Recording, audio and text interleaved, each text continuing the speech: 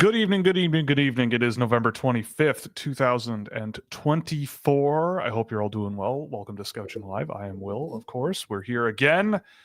Another week, another big week. It was a busy day here at Casa Scouch. Busy, doing a bunch of games, some much better than others, but a lot of fun. I, of course, am brought, I've brought, I should say, my producer along for the ride again tonight. We'll see where we get to. But Hi AJ, there. how are you doing this evening? I'm doing, I don't know, good because the Leafs are in first in the Atlantic, but bad because I am now technically a year older, so that is fun. Yes. I'm now in my Everybody, mid-20s, guys. I'm an old man. everybody wish AJ a happy birthday. It Belated was the other now, but day. it's okay. Yeah, belated now. But he's an old man now, just like me. 24. 24 whole years old. Unbelievable. Anyway, I mean, okay, so welcome to the show. Of course, we are brought to you by Fanatics. You can use our QR code in the video window or the link in the description, and you will give us a small kickback on anything you buy in the store. As well, Puck Preps Hockey gives us access for all of our NCAA and CHL prospect needs. There's obviously lots coming up on that, and we'll be talking about that later in the show. We're also brought to you by Fractal Hockey Consulting, which is my business for hand-track targeted player analysis and recruitment packages for the NCAA, Europe, and beyond with solutions for any organization's needs. And of course, Scouching.ca, obviously, that is my website, as you probably know, where you can get access to our Discord server, exclusive prospect data, insights into my track data that's locked behind Fractal Hockey, as well as subscriber-only written content, plenty of other cool stuff, or we have a merch shop, scouchwear.com. So we're going to start today. What we're going to be going through, there's a couple of new rankings that dropped today. Some that are very interesting and worth looking into. AJ and I also took some time before the show to take a look at some key maybe NHL regarding any NHL focused stories that we want to get to as well. Yep. And of course, the elephant in the room is the CHL-USA series, prospect series, I should say, that is happening in London tomorrow night, London, Ontario, that is, and Oshawa, Ontario, on Wednesday night. I will be at both games. It's going to be a riot. It's going to be a good time. I'm excited. I can't wait to get in my car at like 9 a.m. tomorrow and sit in traffic for 5 hours and Have make my way to London. unread messages from me. Exactly, with like a billion unread messages from AJ. But anyway. True story. I literally send him chunks of 9 messages at a time. Yep. Okay, well, do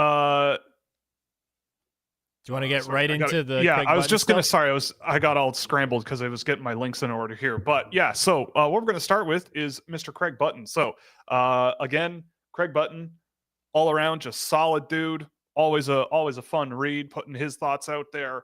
You know, TSN's own Craig Button. He's leading a charge now, it seems, with Porter Martone at 1 instead of James Haggins. So and that's not the first time this has happened. James Haggins is now, I would argue, not a unanimous number 1 in many people's eyes, I would think now. And he's got Martone at 1, Haggins, and then Misa and Schaefer. So that's boring. That's whatever. Those 4 guys belong there. He's still got Anton Frondell at 5. I actually watched Frondell or did data for a game of his today. And he was pretty good. Like, he's pretty good. He's not amazing so far, but being injured a lot sets you back.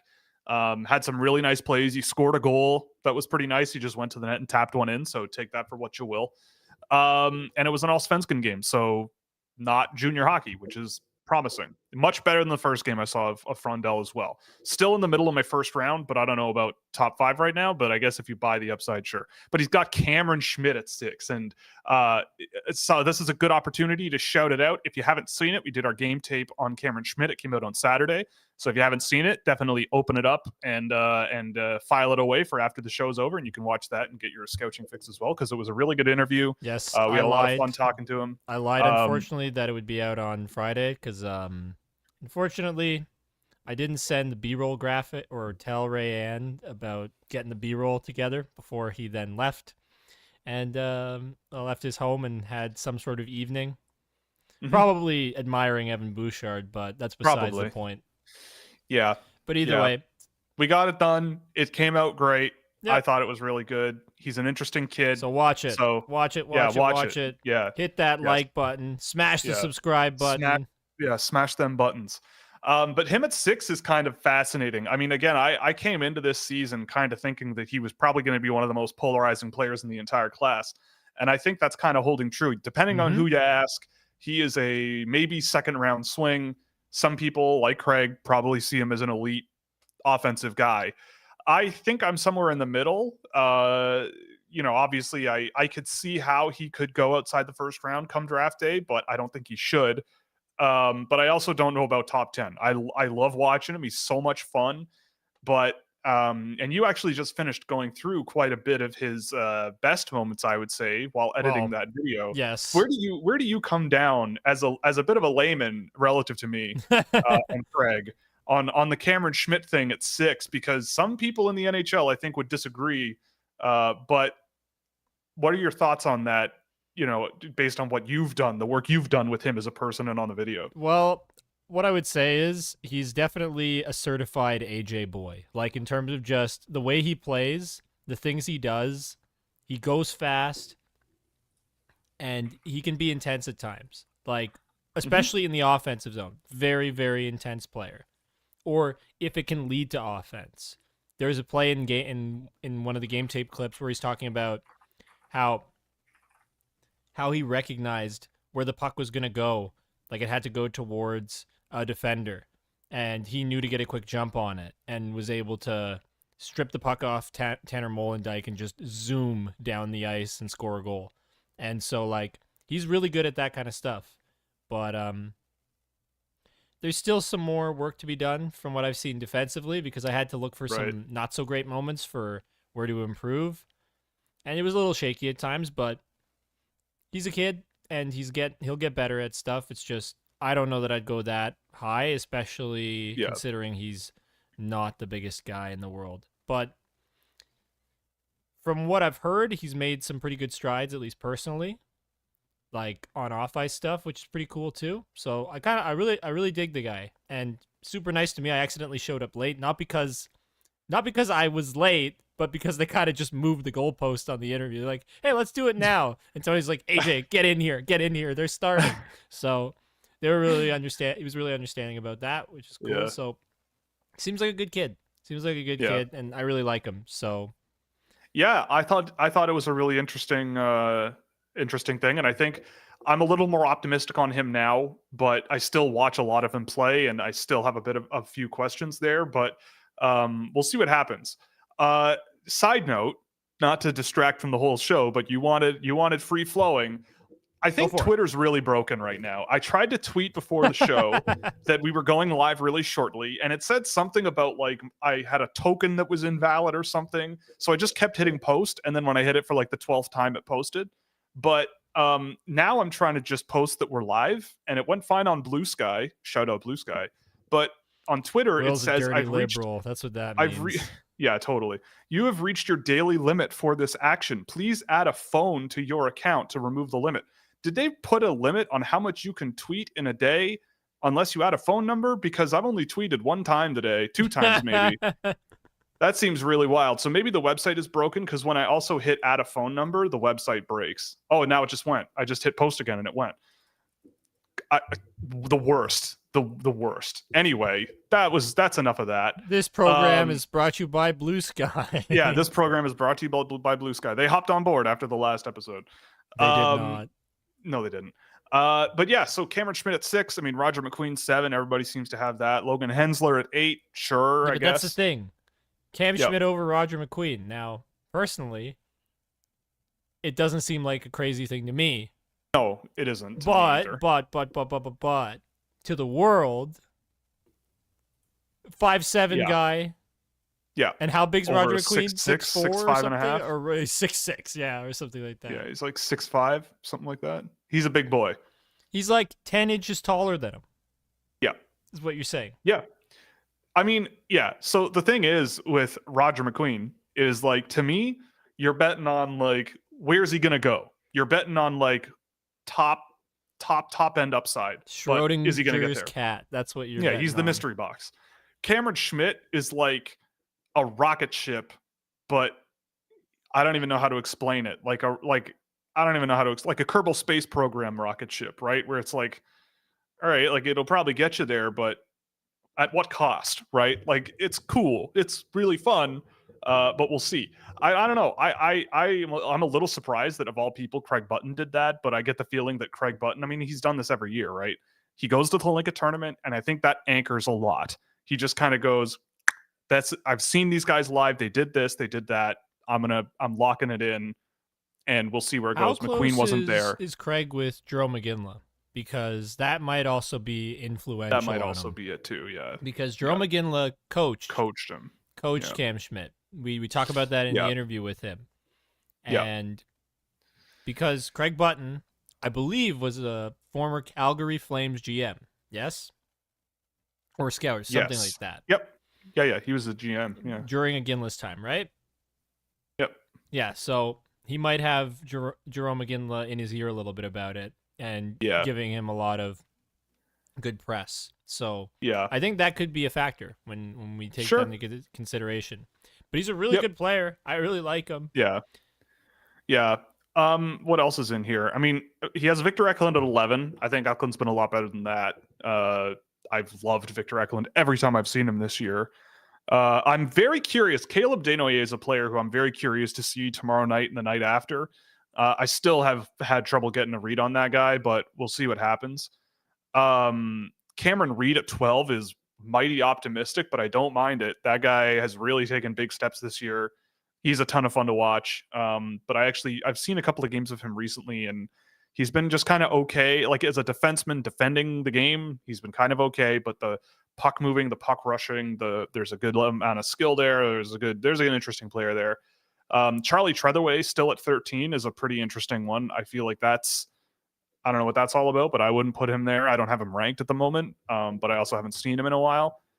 Cole Reshny is going to be another really interesting one tomorrow and the night after. I think that he could be a guy that kind of has a coming out party, I think he's going to, I don't know. I'm wearing a Team Canada jersey, and I feel like Team Canada or the Team CHL guys are just going to eat the NTDP alive right now. And I feel like Cole Reshny's the type of person who could just do some damage to the NTDP, but we'll see. Crazier things have happened, it's a 2-game series, whatever. And this game is unpredictable, as we both know. Mm-hmm. What else is going on in here? I mean, Ivan Ryabkin at 17, I feel like is mighty optimistic, but he did have him, I think, at 5 or 6 to start the year. I just think Ryabkin has just taken a step back, and it's just been a really shooter. It's a really not great season. It's been a bit of a season in the dumps there for Ivan Ryabkin so far this year, but we'll see what happens. Ben Kindle at 20. Somebody mentioned that Murtka's outside his first round. Yes, Radim Murtka's at 35, which I'm surprised about, but I actually saw him today. He was really good. Not amazing, but I think he's a really interesting prospect, especially having him below guys like Luca Romano and Zach Morin and, even Blake Fiddler, I think is a little bit touch and go, but whatever. Ben Kindle at 20, I really love. I've loved Ben Kindle every time I've seen him this year. Really good details player, really efficient. But what else is going on? I mean, he's got Eric Nilsson ranked in the top 40, so there's that. I did a game of Eric Nilsson today in Hockey Allsvenskan. He was very good. Murtka apparently was going to the Western Hockey League, but hasn't yet, which is weird. But he's playing games in Czech, and he's doing okay, I would say. He's also, here's another one, and AJ, you might love this. He's got Thomas Galvis ranked at 44. Wait, what? So he's still on the Thomas Galvis train, which props to you, Craig. Let's go. That's higher than I have Galvis, and I was really high on him last year. But he thinks Galvis is a top 50 guy this year. He's got him higher than Jakub Wozniak, Luka Radovojevic, who else? That's awesome. That is awesome. Yep. You know what? And I see. You know what? All is excused now. All is excused. Exactly. Yeah. He's the man, the best. Last thing I want to say before we move on to the other one is he's also on the Hao Xiwang train, the Chinese defender, 6'6", 6'7" defender in the OJHL, Simon Wong. I love that his mom owns the team that he plays on. I think that's so funny. 6'5.5", skates good, but I'm terrified of that guy. I really am. I don't know what to think of him, but we'll see. We will see. But I think Hockey Prospect had him even higher. So we can move on to that one. I don't think there's anything else that really like shocked me here, or that I thought was like worth noting. I like that he threw Václav Nestrasil at 64, which is a sentence I don't think anybody has ever said before. But I've seen Nestrasil a few times this year, and I've actually really liked him. And again, for people who think I don't like big players, he's 6'5". He's 6'5", 185 pounds, which is very, very thin. Like that's like the equivalent of like 145, 150 pound 6-footer. So he's a skinny guy, but he's a fun player. But yeah, not a whole lot else really surprises me with this. Obviously, there's some that I'm not a huge fan of, like Jack Nesbitt so far. Jack Murtai, haven't seen that much of, but yeah. Murtka saw that the Thunderbirds announced co-captains and was having none of that woke nonsense and bailed.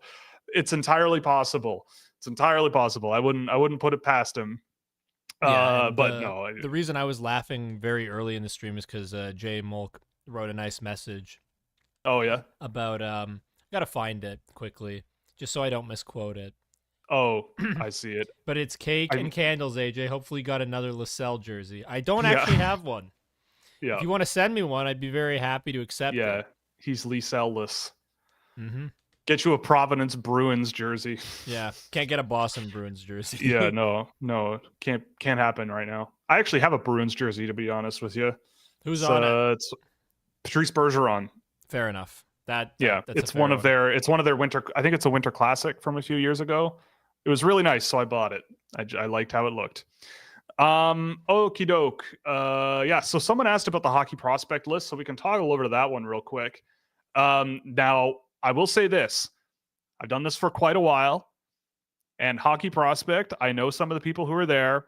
I know people who are very closely affiliated with them, and they are an interesting bunch because they are not afraid of hot takes. They put their thoughts out there, and they explain them. And I get the feeling that their focus is very much on, we don't really care who like we think is going to get drafted in a certain range, but it is who is going to play in the NHL at some point. Like who is an NHL coach going to put over the boards and actually like having on the ice? Because a few of their picks over the years have been like bigger, more resilient, physical. Oh, the Ottawa Senators just took the lead. Nice. Brady Tkachuk, baby. Anyway, they do kind of that strategy of like, and a lot of the times it's crazy at the time, or they leave guys really, really low, and you're going, what the hell? Why would they not have that guy very high? But then over 5-6 years, you kind of start seeing, okay, they just, you got people get carried away with raw skill and point totals and all that stuff. So yeah, I mean, so Hockey Prospect, for example, they have Matthew Schaefer at 1, which, I mean, credit to them. I don't hate it because he's a year younger than a lot of the guys he's ranked with. He's dynamic, he's skilled, he's creative, he sees the ice well. And I mean, you have an extra year with him, really. It's pretty handy. Misa, Higgins, Frondell, Martone is the rest of their top 5. I mean, Frondell at 4 is an optimistic read, but again, he's an absorbent. Like, I feel like they value sponge players, guys who can absorb pressure, make a play, keep play going, good possession guys, big or small. I feel like that's a big part of where they come from. But then, I mean, this is just a crazy run of guys. They've got Carter Baird, Justin Carbonneau, Roger McQueen, Victor Eklund, and Ivan Ryabkin, which is a hell of a run of 5 players. I mean, I really like Justin Carbonneau, but I don't know if I see a top 10 guy in terms of raw skill level. Sure, I could see it like one-on-one. If I had a one-on-one on a park rink competition, I would put my money on him. I love Carter Barrett 6. I think Carter Barrett 6, it's higher than I have him, and I thought I had him really high. I have him at 8 right now. But I mean, he's a guy who I think, like, if you don't get Porter Martone, Carter Barrett could be your guy. Like, really, really fun to watch, physical, but really effective, 200-foot impact guy. He's got 20 goals in 23 games this year and 21 assists.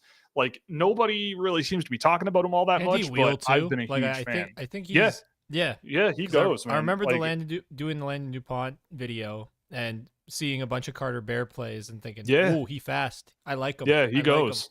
Yeah, he goes. He's not super flashy, but he's big, he's physical, he makes plays, he can score, like he does the job. He's really good. So to see him at 6, I mean, I think some people would go, "Wait, who is this guy?" Because I believe that Carter Bear, on average, from the rankings I have, he's ranked 23rd on average, where I Craig have Button him had at him at 8. 22. Yeah, Craig Button had him at 22. EP had him at 31. What? Corey Pronman 20, Scott Wheeler 39, Sportsnet 31. Why? That's I mean, Jason Bukala didn't have him ranked. Neither did the Hockey News, and Hockey Prospect had him at 21. Wait, what? No, yeah, 6. I'm reading the wrong row. Yeah. Yeah. So, but anyway, everything before that was correct. Bukala didn't have him ranked. McKenzie, he wasn't on his preliminary list, but I love him. I think he's a top 10 guy for me. Just brings so much to the game. I think for context, so you can kind of give people a sense of who they were really right on. Matt Nice, right? That was a big one. They had him, what, at 13 in 2021? Yeah. So that was ballsy. That was aggressive, but they're not wrong. They weren't wrong. And yeah, I mean, they value competitiveness, they value physicality, they value intensity, because I think that's what you need in the NHL. And I don't agree with everything in here at all, but the hot takes, like, I can at least see from their list, I kind of go, all right, I know where you're coming from. I know what you kind of want, and I can see what you're trying to get at here. I disagree here and there, but like, I at least respect that I can see what you're doing, right? It's not like they're just taking the average and moving some names around based on point totals or something, right? Like they have, you wouldn't put this list out if it wasn't what you genuinely thought. So, I mean, I always loved reading their stuff because it's hot take city. I mean, they have Simon Wang at 24. So an OGHL 6'6" defender who is under a point a game and, you know, just some awesome guy who came out of nowhere at 24. But I mean, he's big and he can skate decently well. So Magic mystery box, you put him in college for 4 years, who knows? But they have Cam Schmidt. I'm curious. He's not in their first round. Okay. Yeah. And I can see why. Knowing them, I understand why. Their best players that they don't have ranked in the first round, Cameron Schmidt, best, I mean, like highest ranked, Blake Fiddler, Adam Banak, Joshua Ravensbergen, Jakubis Wozniak, Sacha Boumedienne, Emil Guite, Jack Ivankovic, and LJ Mooney. And I agree with almost all of those. I'd say Mooney, but I feel like they would be lower on Mooney. Schmidt, I could see why you wouldn't put him that high, but I think that the raw talent is hard to ignore. But yeah, I mean, I always love reading this stuff. It's always good to see other people's perspective, and at least with guys like Craig Button and the Hockey Prospect team, I can at least like read what they're talking about, read who they have in what order, and I go, I can kind of see where you're coming from, especially Hockey Prospect. No, you can see where Craig Button's coming from. It's just the Holinka tournament in the World Juniors. Right. It's heavily weighted. Yes, it's clearly very heavily weighted. Oh, weird. There's a quote in here of about Michael Misa. Don't sleep on Michael Misa. He's got some Jack Hughes in him. I wouldn't categorize Michael Misa as a Jack Hughes like player. Which ranking? That's Craig Button. Yeah, I didn't think Hockey Prospect would be saying that. Yeah, no. I did not see that, but whatever. Anyway, where to now? Where do we go now? Well, does Connor Bedard suck? That's does Connor Bedard suck? Or we can go to the CHL, because we haven't really previewed the CHL USA Challenge yet. We'll go through that quick. We're in prospect mode at the moment. We'll flip to the NHL afterwards, and also it gives time for maybe this David Jiricek trade to come through. But yeah, so the CHL-USA Prospect Series is coming up tomorrow night. They had practices today. I wasn't there for those, but I'll be there for the games tomorrow and the day after. Nice. There's a spelling mistake in the media thing. Anyway, whatever. I mean, overall, just to give you a quick preview of what to expect, maybe. I mean, I feel like Canada is overwhelming favorites here. the US NTDP team, I've seen them a lot this year. And I mean, I just watched a game of Conrad Fonder today, and they lost to Augustana University, who are actually having a surprisingly good year. They're second in their conference, which is pretty good for them, considering this is their second year in NCAA, in Division One, I should say. But Fonder was fine, but the team as a whole hasn't really blown me away much. It says LJ Mooney is on the roster, so we'll see if he actually plays, because if he plays, that could be worth the price of admission. Matthew Lansing being there is kind of neat, and I believe we got a question about Matthew Lansing in here somewhere. Lansing.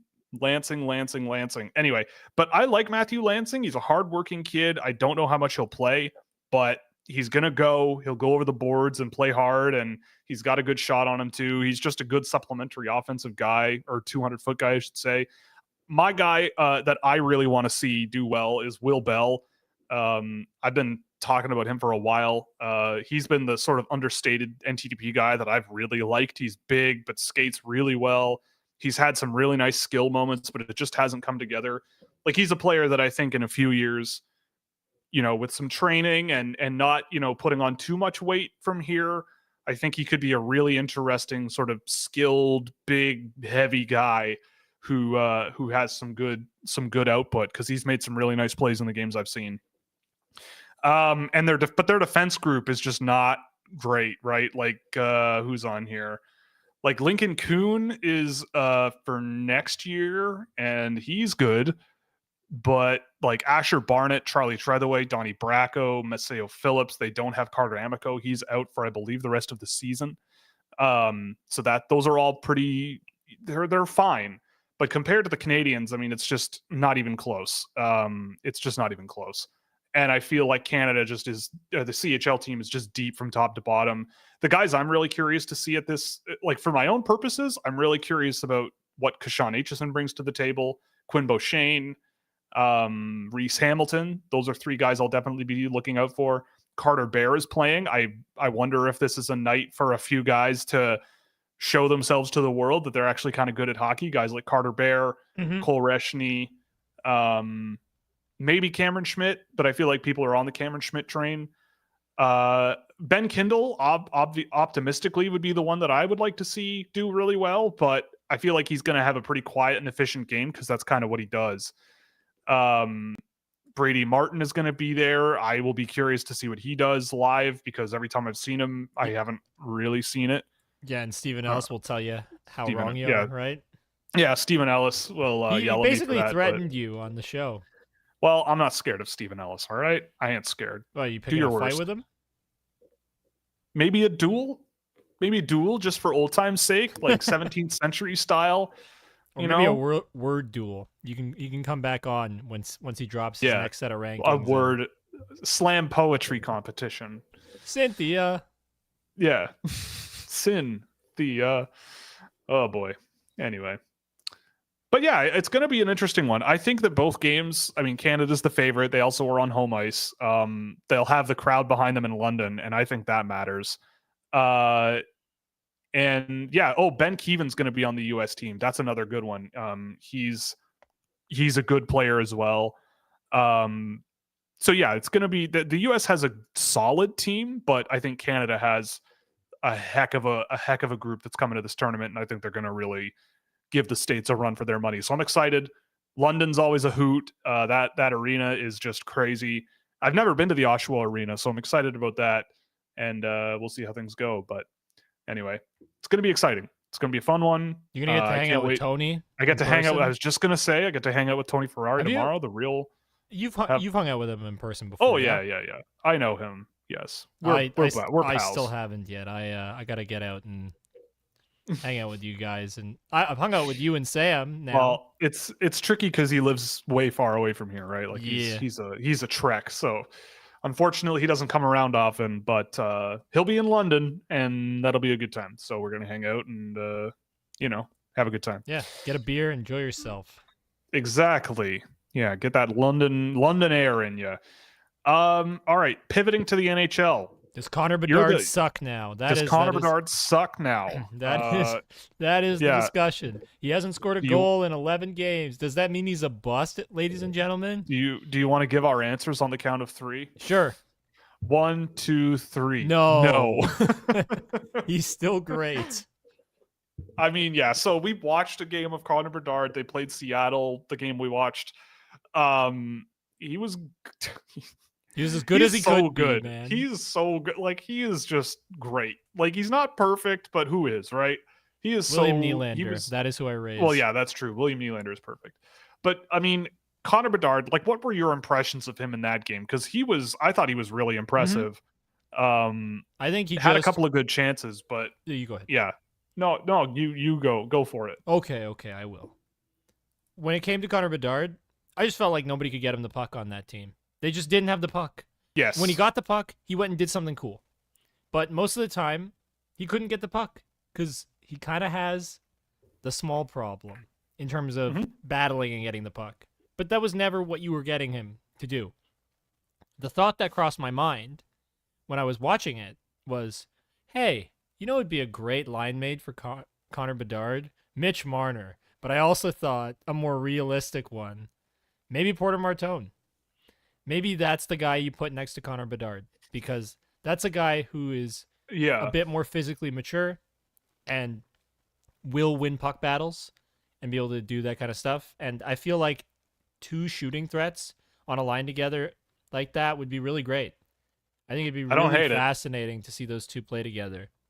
Yep. But Mitch Marner would also be an awesome one for them, but not for me for obvious reasons. But like a guy who can play defense, who can get you the puck and let you go on your merry way. Because Mitch Marner is definitely not the most physically intense guy, but he just strips guys of the puck and is able to get it. I felt like that was a problem for Connor Bedard in this one game. I could be wrong, and I could be getting sampled because it's just Seattle and they're good at holding the puck, I think, at least a little bit. Like they're just geared towards being a very solid. They're a lesser Carolina. That's what Seattle is. They're a lesser Carolina, and it makes sense because Ron Francis is running it. So, yeah, I mean, I agree. I think that Bedard, you know, he's clearly just a gifted skater and a gifted shooter. Absolutely. There were some really nice playmaking moments there as well from him. I thought his forward unit was really good together. Teravainen, Kurashev, and Bedard. I thought as a unit played really well together and played off of each other how you kind of want them to. But he just wasn't.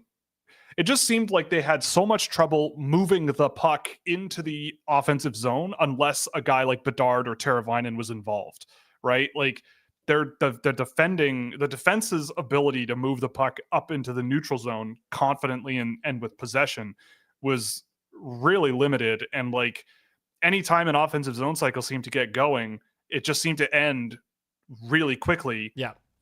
Just get but I don't know if that's on the boards a lot of the times. Like, I don't know if that was more on Seattle or not.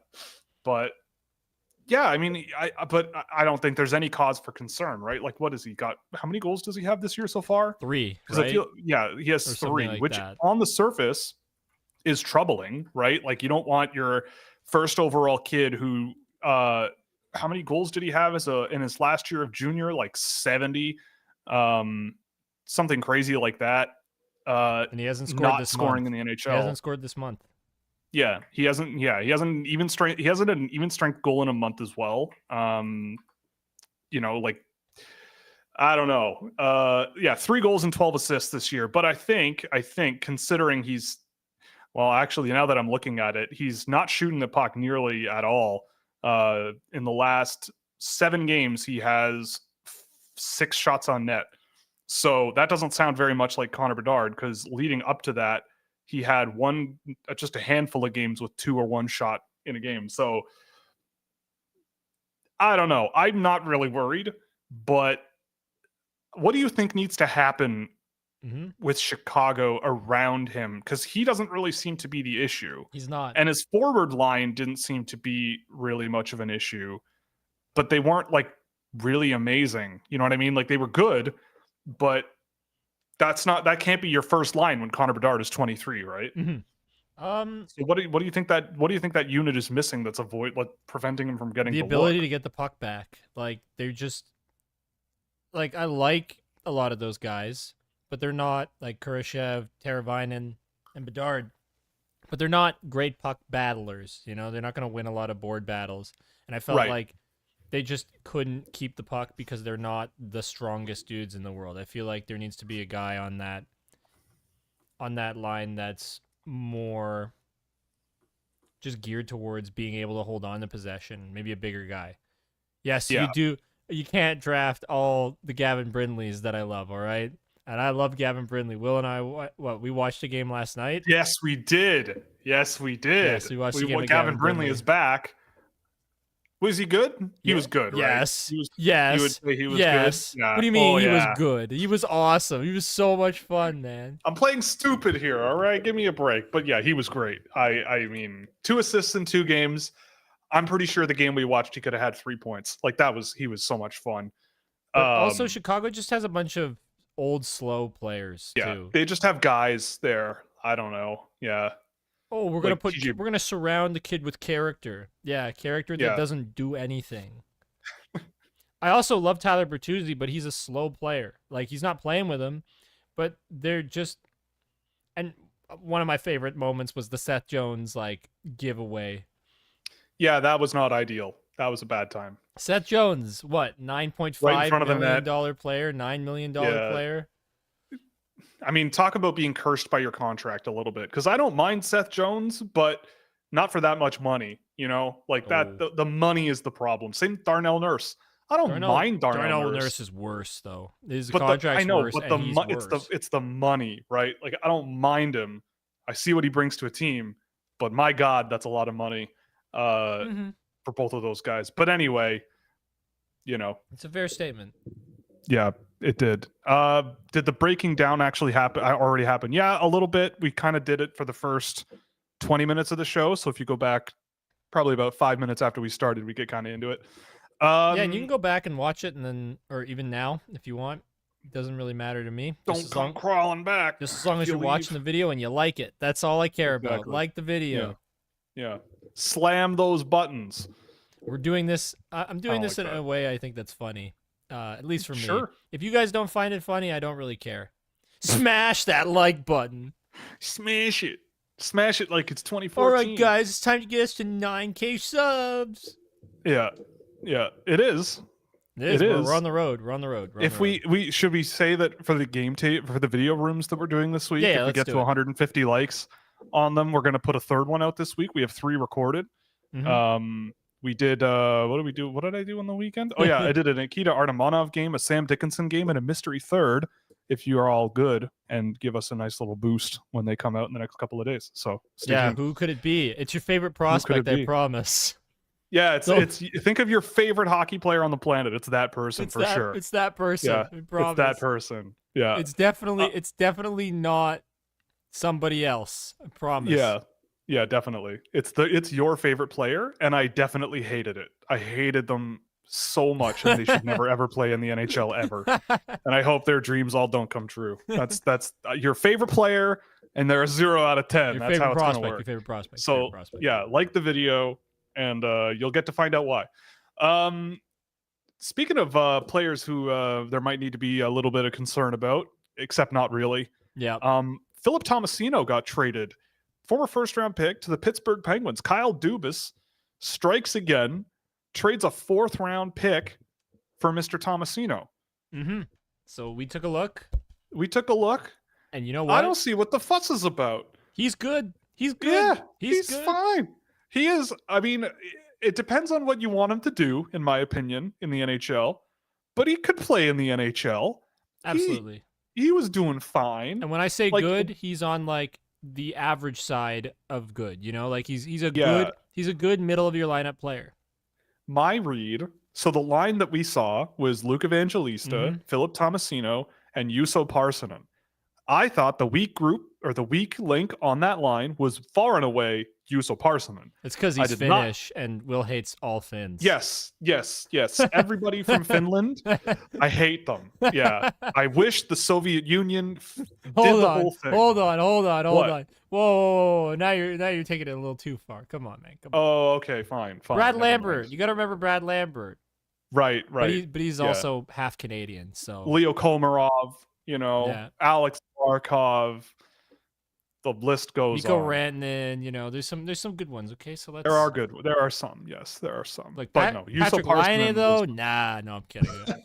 I like Patrick Laine. Is he practicing? I think he's practicing now, isn't he? He might be. I will go confirm that. I'm not sure, but I think he did something recently that people got excited about.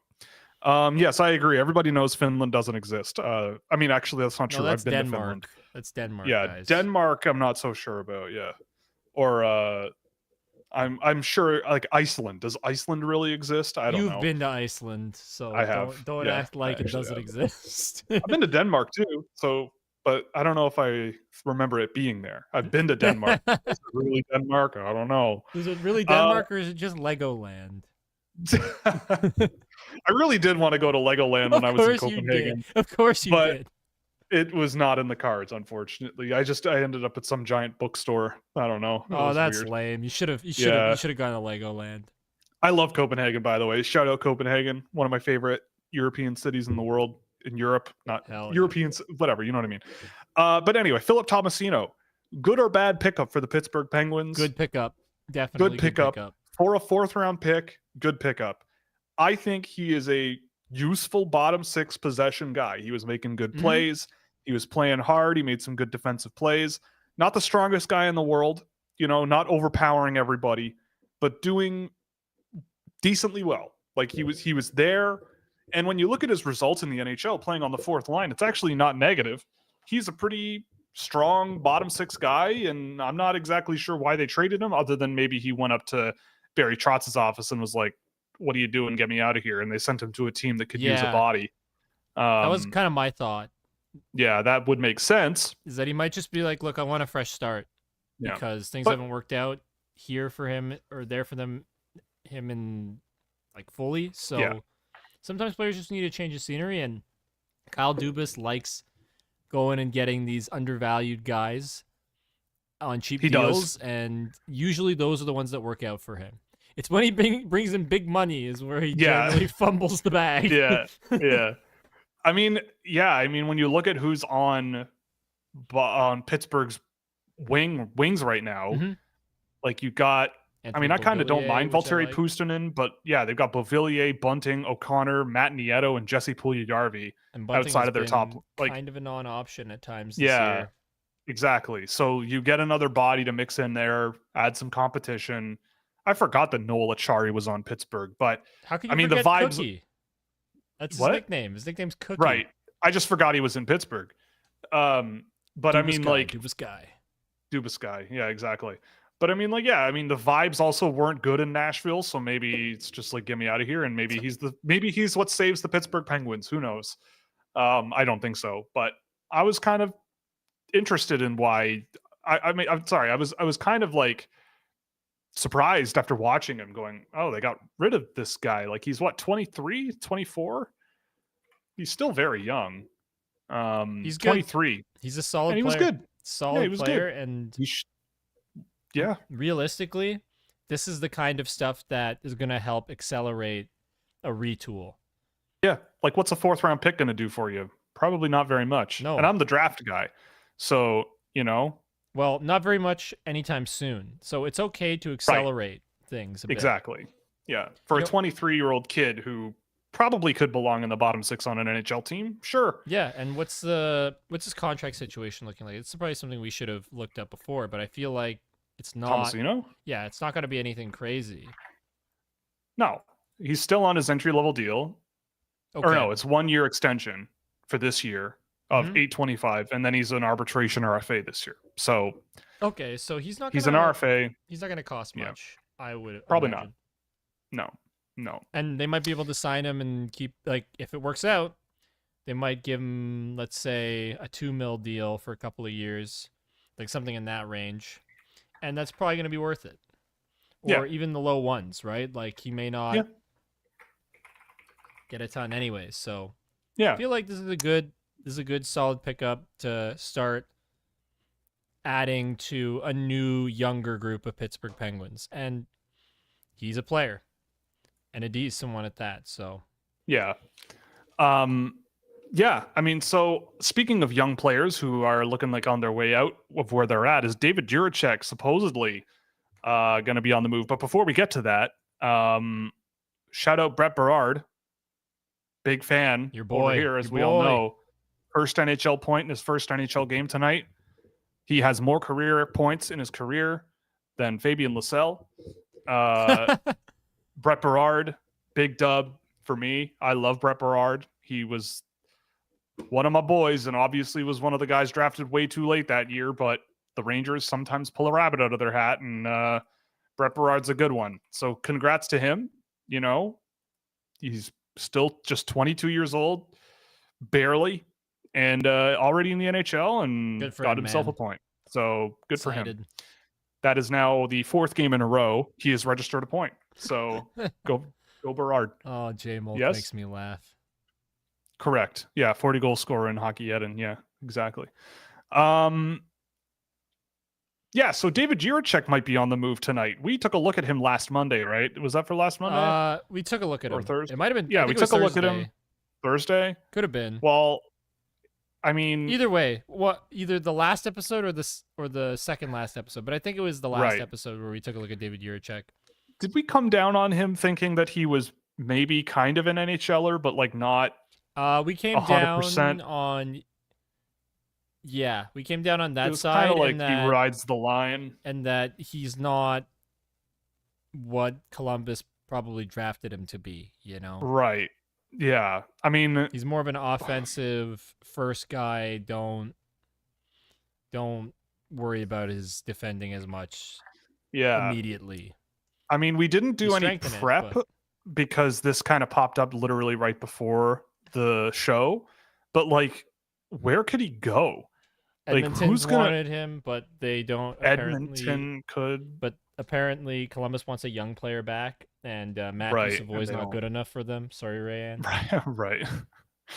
I Yeah, I mean, they could use I a would- defenseman. I would be happy with a Matthew Savoy, but like, I'm Right. sure Rayanne's actually okay with that. He doesn't want his new favorite toy to be traded away for a big Yeah. hulking defenseman. Yeah, I mean, who else could use a defenseman? It's and all that he said, all that Frank Saravelli said was that it's not Vancouver. It's That's not all he Toronto said. either. I can promise It's not you that. Vancouver. Yeah, I would be shocked if it was Toronto. Does he get traded to Boston for Fabian Lysell? Imagine that. I don't think they. I think they think just as much of Fabian Lysell as they think Yes. of Matthew Savoy. Maybe less, honestly. I would think so. And like, what is he going to do? Who's he going to knock out of a job there? Right? I don't know. What, in I mean, he probably Columbus? should. In Boston. You're Guys like Peak and Witherspoon, are they going to get knocked out of the lineup for a David Jiricek? I don't know. I don't know. possible, but like, I don't Possible. think Boston would be really looking at that. Could it be a Buffalo that does it? I mean, they got Bowen Byram last year, and they could really use another solid defenseman. But he's Jiricek not, over, not solid yet. Is the but thing. but guys like Jacob Bryson and Connor Clifton, Mm-hmm. Henry Yokoharu, Like what for? I feel like Jiricek could slot in there somewhere. Yeah, and then you'd have to give up somebody. So what? Like I feel a Yuri Kulik, but I guess they went in the same. Zach Benson. Yeah, but they're not going to give up Zach No way. Benson. No way. He's already a thing. Like, it wouldn't be like a bona fide NHLer, I don't think, because Jiricek kind of, in their eyes, isn't that. Honestly, Buffalo's kind of building like it's not as bad as I thought. I think I was Right. really harsh on them at the beginning of the year.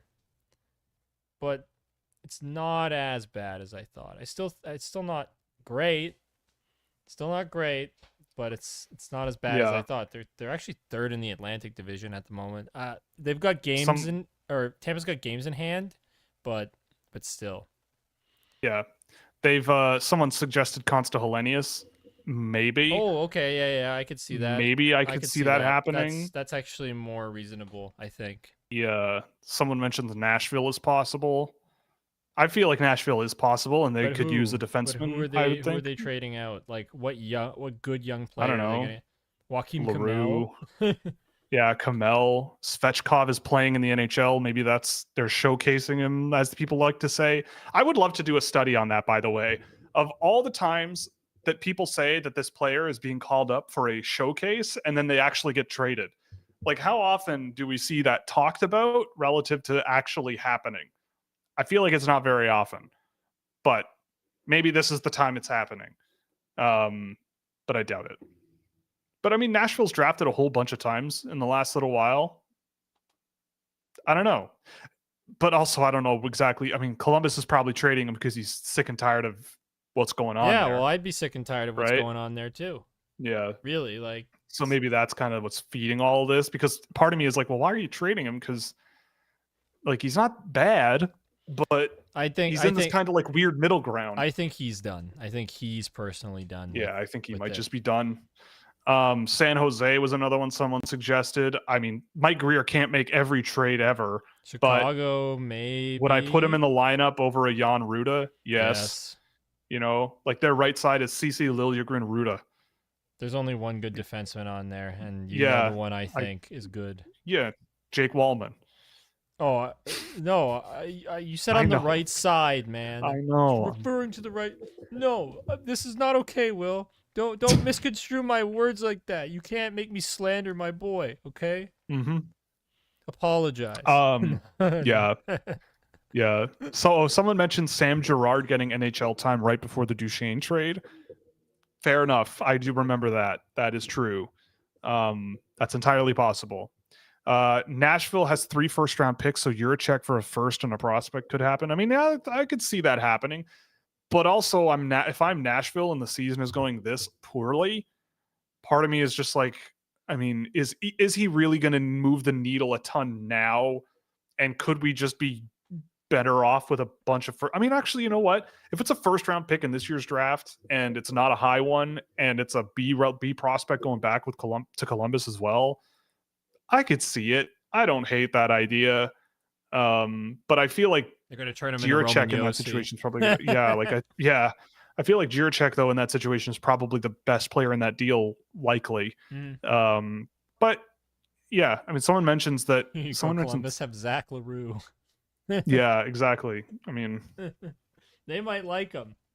Yeah, I feel like in Columbus he might be what they like, you know, little rambunctious jerk who flies around and crushes everything and spends a lot of time suspended, spits on people. Not that this has anything to do with spitting on people, but I thought it was hilarious that last night Maverick Lamoureux became the 3rd most penalized player in the NHL in just 14 games. Awesome. I thought that was really funny. Side note, we had a lot of fun looking at some of the penalized leaders in the National Hockey League. Maverick Lamoureux has found himself in the top 3. But anyway, back to David Jiricek. I could see. Someone mentioned Sam Dickinson for Jiricek. I am not doing that if I'm San Jose at all. No way. No. I think Dickinson brings a lot more to the table, but I don't make that trade, especially like the leverage, right? Columbus seems to not have very much leverage. The player wants out. So I feel like we'll give you the latest of our 3 first-round picks and some guy who's decent and 20 years old for David Jiricek might do it. But yeah, I can't see it being Dickinson. And it kind of sucks because like that's a prospect they really need. Right. That's the guy in their system right now they probably need the most is Jiricek in Columbus. Yeah, I mean, who is like their defensemen right now are Werenski, Fabro for their prospect pool as well. Like Dent Matejchuk's down there, but like their right side is Fabro, Severson, Harris. I mean, when we watched Jiricek, like he was fine. He was. But he wasn't like, especially in his own end, right? The offensive zone, there were definitely some things we saw where we're like, oh, okay. Yeah. Or like in transition, here and there. But in his own end, getting the puck settled, getting a breakout going, that was a bit of a trouble. That was a bit of a problem. Yeah, the footwork. And those are key areas. If you're having trouble there in the NHL, and you get burned a few times, is a coach going to play you? I don't know. So to me, I don't know. Is Jiricek really underutilized in Columbus, or is this just like a legitimate logjam, so to speak, of just okay guys, of Fabro, Severson, Harris? The fact that Fabro's listed as a top pair guy and he was a waiver claim is interesting to me when they have a guy like Jiricek already there. That I think goes to show kind of what they think of a guy like Jiricek right now when they bring a guy in for free 15 games into the season and he's listed on the top pair with Zach Werenski. Point taken, I guess, right? Well, but isn't Jiricek a lefty? Is he? I thought he was a righty. I could be wrong, though. David Jiricek what's the handedness combination? What's Werenski? I think Werenski's a left. David Jiricek is a righty. Okay, so then, yeah. Yeah. Then it's a bad. So Fabro and Werenski. So, okay. I don't know. But what are you going to do, right? What can you do? But I feel if he does get traded, I'll be very interested to see where he goes. But I also wouldn't be surprised if he doesn't hit the ground running with the new team. But turns out to be just fine. His brother. That'd be fun. And St. Louis probably has the pieces to make it work, honestly. They might. They could do something there. They might, honestly. Dalibor Dvorsky for David Jiricek. Oh, that would be so terrible for Columbus if they did that. But I could see it. Hey, isn't Dalibor Dvorsky doing really well this year? I thought he was a point a game in the AHL. Oh, is he? No, 13 points in 17 games, but doing pretty good. That's pretty decent. He's 19. Yeah. Yeah, better than Fabian Lysell. Anyway, you wanted to talk a bit about the New York Rangers because they were talking. What was the report? There was a report this morning. Was it Elliot Friedman saying that they're looking at some trades? Chris Kreider and Jacob Trouba. They put Kreider and Trouba's names out there, and initially, Trouba they had already put out there, and I think he was going to go to Detroit. You remember that? He's going to go to Detroit. Yeah, and he nixed it, right? Yeah, he nixed it. Oh, that would have been so awesome. Sorry to our Wings fans here, salty Wings and Abs fan. I'm sorry I'm bringing this up, but that would have been so funny. I'm sorry. Yeah. I kind of wanted it to happen just for the memes of the Yzer plan, but I think the point gets put across even with that whole thing getting nixed, that the Yzer plan is not doing very well. But yeah. Either way, I watched Chris Kreider today just because I wanted to get a sense of, I've liked Chris Kreider in the past, but I feel like a lot of my liking of Chris Kreider has been because I thought he wasn't a first liner, and I said that with chest pretty confidently a couple of years ago, and then he scored he scored 50. He scored 60 goals in a season, in the entire year, but he scored 52 goals I think that year, and all my friends were clowning me about that. And yeah, you can take my one bad take, but I don't care. He's still probably not worth the money. And I went and watched him today. He's probably still not worth the money, but he's kind of a weird player because he's got a lot of speed. He can crash and bang, but he only seems to crash and bang in the D zone from what I saw in the limited time I was watching him. And it's not and in the offensive zone, you would think that, this guy's going to go forecheck and do a bunch of things to really try and get the puck back. No, he's just sitting around waiting. So it's kind of a weird player, but I don't know. New York's in an interesting spot. I feel like you just got to pay Igor. You just got to realize you're a goalie and some really uber talented players, and just pay Igor. The salary cap's going up. Pay this goalie. Igor's my favorite goalie I think I've ever seen. He is so good. What are you gonna do? He is so good, man. I've never seen a goalie play the puck as well as Igor. And David Phillips can correct me if I'm wrong, but I just love Igor. Yeah, and what are you gonna do? Let him walk? You pay the SAR. You pay him the king's ransom. Yeah, he's been great, and every single playoff, the last 3 straight playoffs he's been in, he's been spectacular. So, That's what matters. So as long as you can get there, then you can get there. Chris Kreider, by the way, I did not realize that he has just an elite goals to assist ratio of infinity with 9 goals and 0 assists. That's awesome. This year? Yeah, this season he's got 9 goals and 0 assists. He's on pace for 39 goals and 0 assists all season. So go Chris Kreider, go to the net. That's what he does, and it works. It is what he does. That's all he does. Yeah, I mean, yeah. So, I mean, I can't sass the Rangers too much because they called up Brady Bedard and he scored a point. Right. But Brady. But yes. Oh, yes. Brady Bedard's the other one. Brett Bedard is the one that we like here. No offense to Brady, but Brett is the guy. He is him, as they say, as the kids say these days. But yeah, I mean, for the Rangers, like Panarin and Fox, they're definitely useful. Obviously, Lafreniere's doing pretty well again this year. Will Cooley is having like, where the heck did he come from? Capo Caco is doing pretty well as well. Like they have a decent team, but I guess they're doing this sort of like quasi retool. Yeah, Zach Jones is having a good year too. I just feel like they're a weird team. They're just not a very they're not a very intense team, and they just but you wouldn't think. Yeah, they just throw a lot of hits. Like physicality is their definition of intensity. Like they're not a big forecheck kind of team from what I've seen. Now, yeah, I'm no New York Rangers expert, okay? I just want to, like, this is what I've seen. There are people that I'm sure have seen more of them that can give a better picture and better understanding. It's just this is from my perspective. So, just in case I say something dumb, I'm getting sampled, okay? I mean, I agree though. I think that is kind of their identity. It's like they're the team that I feel like the Ottawa Senators want to be. But you can't do that unless you have Igor. It's not a great formula because they do play physical. They play hard hitting hockey, but the guys who carry that team were the guys with skill, right?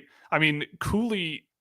I mean, I want to see some Will Cooley in detail because I don't know where he came from because he always just seemed to me to be that up and down the ice as fast as you can, hit everything and go to the net type guy. So if there's a little more to his game than that nowadays, I'd love to see that. But I mean, the big thing is Igor Shesterkin. Get him. You know, he's 28 years old. He's not old. And yeah, the cap could be going up as much as I believe like $8 or $9 million. So, you know, like I'm sure they have like, who's coming off the books. Yeah, who's coming off the books this year for the New York Rangers after the season's over? Riley Smith is 3.75.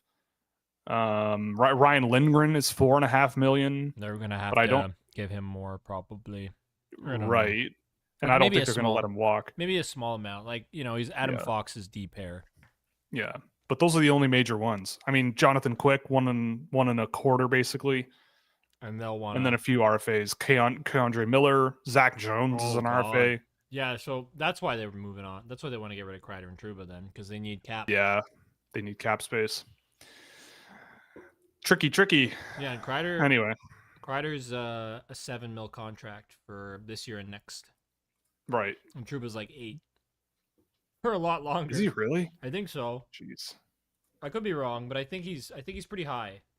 Chris Kreider is a $6.5 million until 2027. Okay, 6.5. And then they've also Trouba is 8 until the end of next season. Oh boy. Yeah, that's a lot. So that's $15 million right there, basically. That's a whole Igor plus. That's an Igor. Yep. You got Igored. I mean, and then also in 2026, you got to sign elite winger Brett Bedard to his $10 million contract. Oh, didn't Lafreniere get an extension too? Yes. Lafreniere is going up to 7.45 next year until 2032. Yeah, so that's their Chris Kreider replacement, essentially. Oh, yes. Go Sens go. They scored. Oh, no. Yeah, they did. Go Sens go. They're beating the Flames. Yep. Hey, man, the Sens offense, like when they get going, they can go. Mm-hmm. They just seem to like shatter. the Senators. Like I've seen them a few times this year, and like if they The get mental scored on an resilience opportune time, is not there. they just die. I feel like Brady Tkachuk also, like he takes a lot of penalties, Yeah, like that's a why I lot. try and draft him every year. And I never understand. I can't understand. Like I get that you play hard, right? But if you want to be a premier top line name on your team, but you're also the guy that leads the league in penalty minutes or like one of the leaders in minor penalties, I feel like those two things can't happen at the same time. Right, You but he shouldn't be draws a having lot of penalties too. Like true. This is something about him where he takes and he draws a lot. So I Yeah. think he outdraws. Does he? He did. He definitely did in prior years. Right. But like, I don't know. I still feel really weird about. I just hate killing penalties. I get it. I hate the concept of killing penalties. But it's his I love power identity plays. too, right? Like I feel like Right. that's who he is. And Of course, I don't- agree. you don't change Oh. that at some level. Oh, what happened? Nothing. Tim Stutzle he's been cooking all night. Well, Tim Stutzle's always cooking. Yeah, I can't hate Tim Stutzle even if I tried. His stupid tinted visor. His tinted visor, yeah. Do you like him more than Lucas Raymond? No, Yeah, I didn't think so. I like them I equally. love. Yes, they are both our children. On Anyway, rival Atlantic Division teams. yeah. Anything else you wanted to go over before we get to the questions for tonight, or what? Leafs for Cup. That's it. Oh, okay. That's all I Right. have to say on that, really. Oh, go Sens go 3-1. Oh no. Go Sens go. Yeah. So let's get into the questions. Actually, before we do, let's do our little ads. So yeah, we are brought to you by Fanatics. You can use our affiliate link in the description or scan the QR code in the video window to provide a kickback on anything you buy in the store to us. The it really helps us out. official jersey The maker official. of the NHL, guys. That is true. That is true. Yeah, all hail our corporate overlords, Fanatics. They did Also, a Puck podcast Preps- episode, or sorry, they did an episode with like on 32 Thoughts with where they had like the CEO talk about Fanatics jerseys at the end on an interview, and all the stuff that they've got in the pipeline with Fanatics. It was actually kind of interesting. Mhm. But yeah, back to the ad read. I'm sorry. Yeah, no, it's all right. Okay, yeah. Puck Preps Hockey, where you can get all your NCAA and CHL Prospect needs, as well as Fractal Hockey for all of our customized player analysis and recruitment packages for the NCAA in Europe and beyond, with any solution for your organization's need, be it financial or hockey operations. And of course, Scouching.ca, where a subscription gets you access to our wonderful Discord server with exclusive NHL prospect data, insights into my tracked data behind fractalhockey.com, and subscriber-only written content and other cool stuff going on there. And we also have a merch store at Scouchware.com. Buy our merch. So, yeah, buy our merch or send us $1 million on buymeacoffee.com. Buy us 1 million coffees. That's my favorite line. And also before the show, if you want to have something to chew on, we're going to have Tony Ferrari on, I believe, in a week. 2 weeks? 2 weeks. 3 weeks? December 2nd. When is it? So December the 2nd. So next week. We're having Tony Ferrari on, and we're gonna share our ranking. Whoa, here. did we ask him for his ranking yet? No, me. Our being Scouching. Oh, okay. I want to see. Yes, I realize that's confusing. If we can get Tony to, then great, but we haven't spoken to him about that. I would like to. I think it'd be really fun to have I'll bug him. Do it, and I'll put together graphics and make it like an actual prepared show, the way that we like to do them. And then we gotta think about a World Junior show too at some point as well. Yes, yeah, we're gonna start putting our World Junior stuff together for sure, because that's coming up quicker than I think. I have now found out that I'm going to at least one game at the World Juniors this year, so that's gonna be fun. Yeah, I got Jordan Millette, friend of the show, was kind enough to give me a ticket this morning. Well, not give me one. I'm buying one off of him. And he offered me a deal I can't refuse. So I took it. Or no? Well, I'm paying face value for the ticket, which is a discount compared to what they're going for. I was looking at ticket prices the other day. It's crazy. I do kind of want to go see like Kazakhstan play and pay like $30 to get in and have a good time. Yeah, and they'll cut to you on the broadcast freaking out when a Kazakhstani player scores a goal. Kazakh, please. Sorry, Kornei Kazakh. Korneyev Yes, is going you're to right. score a hat trick, and it's going to be amazing. I love going I fully into believe. Instat after Will's used it and just seeing all the random players that he's watched. I was Like, let me I was pull up. watching Can I pull up the list?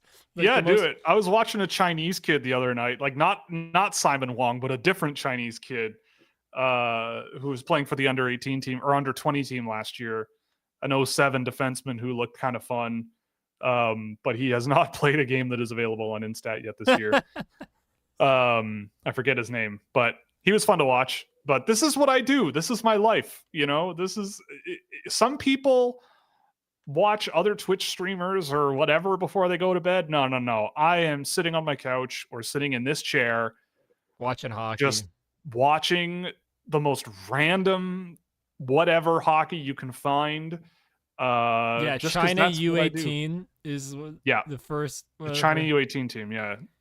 Jungkun Sun yeah, or Jungkun Sun. That's what it is. Jungkun Sun. That's the kid who I was watching. He looked kind of fun. That Chinese team, by the way, though, a wagon in that tournament. I think they won. So it was Division 2B. But their competition this year in the under 18s is going to consist of Croatia, Great Britain, Italy, the Netherlands, and Romania. Honestly, the UK was just in the World Championships for a while. Italy is often in the World Championships, so those teams are no slouch. But it just goes to show that those countries might not be on the biggest of upswings in the world of hockey if their under 18 teams are that low down the standings in Division 2A. D'Italia se desta. I know the rest too, but I won't do it. This is the first time that the Chinese under 18 team is playing at that high a level. So good for them. There you go. Go China. Mm-hmm. Number 1. All right, let's get to questions. That's enough of that silliness for the day. So straight from the top, Penguins trading for Jiricek. Yeah, I mean, Kyle Dubas might be cooking all day. Who knows? But I mean, adding Jiricek and Tomasino in the same day, be kind of nice, I suppose. It would be. It's just I don't see how they do it because Columbus wants a young player. Yeah, it's true. Unless they give him Erik Karlsson. Take an Erik Karlsson, please. Yeah. Oh man. Speaking of what I do with my life at 1 a.m, thoughts on Salokhidin Azimov. You think I don't know who Salokhidin Azimov is? You think you can catch me with that? He's the other guy on the Uzbek team last year at that under 18 tournament that I saw, the Asia Oceania Cup, where he had 29 points in 6 games. He's an 09, playing in the Czech under 17 league now. He is playing in the under 17 league in Czechia with 3 goals in 3 games this year, all in one in every game he's played, not just a hat trick in one. He has scored a goal in every single game he's played. He was also very good in that tournament, I must say, especially for a kid playing in the under 18 level as a 15-year-old. But I will also say, I'm just going to look at his game by game from that tournament. He had 4 points, including a hat trick in a 19-0 win over Iran. And then he had 10 points, 4 goals and 6 assists in a 29-0 win over Malaysia. But then he had an assist in a 12-0 win over the United Arab Emirates. And to close the tournament in the gold medal game against Thailand, he had an assist and 6 shots on goal. So I will also say that I've said it many, many, many times, that Uzbekistan-Thailand game, actually a legitimate, awesome game of hockey. Tons of fun to watch. So yes, that's what I think of Salokhidin Azimov. So yeah, elite 2027 draft prospect, potentially the future of hockey in Uzbekistan. There you go. A couple of weeks ago, better than Landon Dupont. Yeah, who cares? Yeah, Salokhidin Azimov is where it's at. A couple of weeks ago, I asked about Dmitry Isaev and Matthias Van Hanen. Curious if I got a look at any thoughts. Yeah, so we went over them a little bit on Thursdays, but if you missed it, that's totally cool. I did take a look at them. I kind of liked Van Hanen more than Van Hanen more than Isaev. I mean, Isaev is fun, skilled, but I'm not sure that he drives pace enough or is strong enough or whatever. He's a good open ice player. I had fun watching him, but I didn't really see like an NHL guy there. Vananen, the same thing, kind of in a way, but I think he's a little bit better in terms of just puck control, evasion, reading play, getting around pressure. I liked Vananen, but again, like, Finnish junior hockey is not a great barometer of NHL draft value. So generally what happens is I kind of just file in the back of my mind, okay, at the Finnish junior level, this guy kind of looked like this or this or this, but I'm going to wait until they play Liga, because even second division in Finland is not amazing. The drop off is actually statistically pretty deep. But the first division is pretty good, generally speaking. But it's a really big test for a lot of these young Finnish guys. So if he plays in Liga before the end of the year, absolutely I'll have a look. But like, that's kind of what's been keeping a guy like Lassi Bolius on my list, because I mean, at the junior level, you kind of see what makes him so interesting, but also what holds him back. But at the Liga, you kind of see what's working there, and it's still similar things, but you can kind of get a better barometer of like where he's at and how the limitations hold him back and where the strengths are and all that stuff. So, but yeah, I mean, Vananen and Jari Silmavori are pretty good as a duo with HAFK, but I haven't really been. Oof! What a mess from Josh Norris there on a goal. Oh boy, that was a mess. Go Sens go. Anyway, is it going the other way? It's 3-2. It's 3-2, and the goal against was. So it'll be 4-3 in a second. It was a mess. Yeah, no, complete and total breakdown. Anyway, whatever. But yeah, so with Vananen, I kind of came out higher than with Isayev, but they're both fun to watch for sure. I'm the guy that made the comment about crypto last time. Yes, I remember. You're also the guy that made the comment about learning English from us. So don't worry. Right. We remember who you are. Oh yeah. I will never forget. I will never forget. Yeah, I have a small amount, and I think it's probably one of the worst investments you can do, just like Tesla. I mean, like, okay, yeah, sorry. I apologize also, like, if it sounded like I was coming at you for, like, the last episode and that whole thing about cryptocurrency. It wasn't directed at you at all for saying that you own some of it. No, we just wanted to go on an aside and have some fun making fun of crypto. What you will. But, yeah, just a more general point. Pump the Scouch coin. Yeah, that's true. Pump the Scouch coin. Yeah, we're going to get that made. What was it? An ICO, an initial coin offering? Is that what they call it? We're going to do that on Christmas Day. Oh, I just mean pump the stock by hitting subscribe. That's well, that too. But we're going to build Scouch coin, and then we're going to put it out as an ICO. Everybody's going to get money from their mommy and daddy and Gam on Christmas Day. And then on Boxing Day, we're going to launch Scouch coin, and everyone's going to spend their money. And we're going to own 99% of it. And then people are going to spend money to like inflate the price of it. And then we're going to dump 85% of what we hold and turn it into like Bitcoin or something. And then 85. Right off into the sunset, shut the... I'm done. I'm pulling out everything. We don't want the SEC coming after us. We want to say like, oh, well, we want to keep a little bit invested in it because, we'll let it go to zero, but still, right? You got to keep the SEC away from us. Fair enough.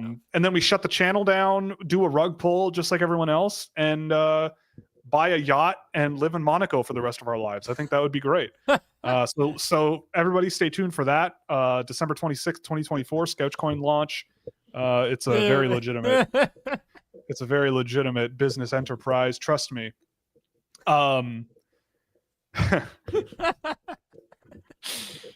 By the way, this is not financial advice. Yeah.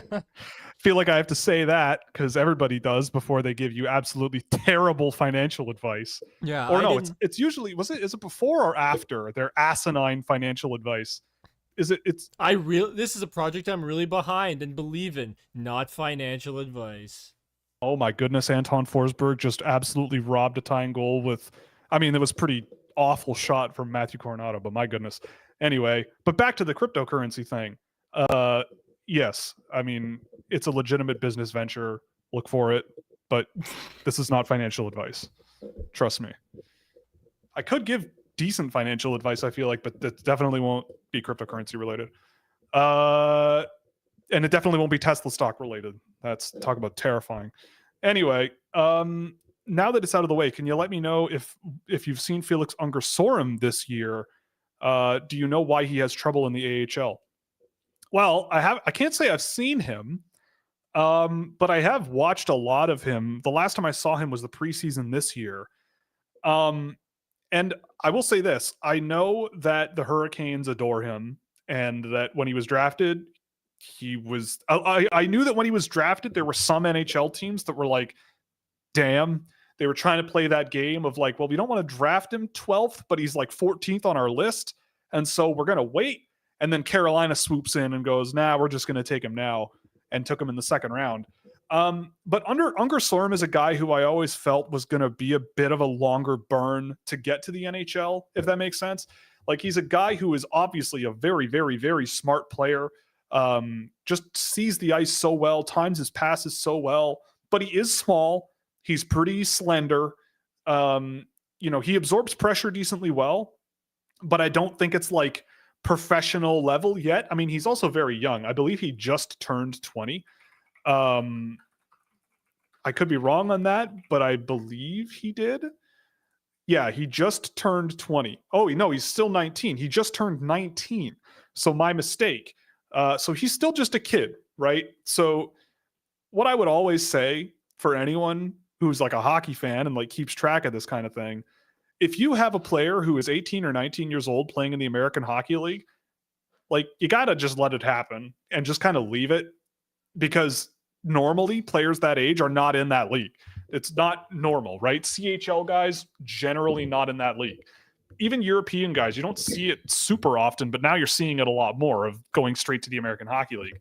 I mean, we just did a video room on Artyom Levshinov, and it's so important. It was so important for me to constantly think about it from the perspective of like, okay, he's an 18, 19-year-old playing in he's 19, playing in the AHL. So you got to keep that kind of tweak in your head.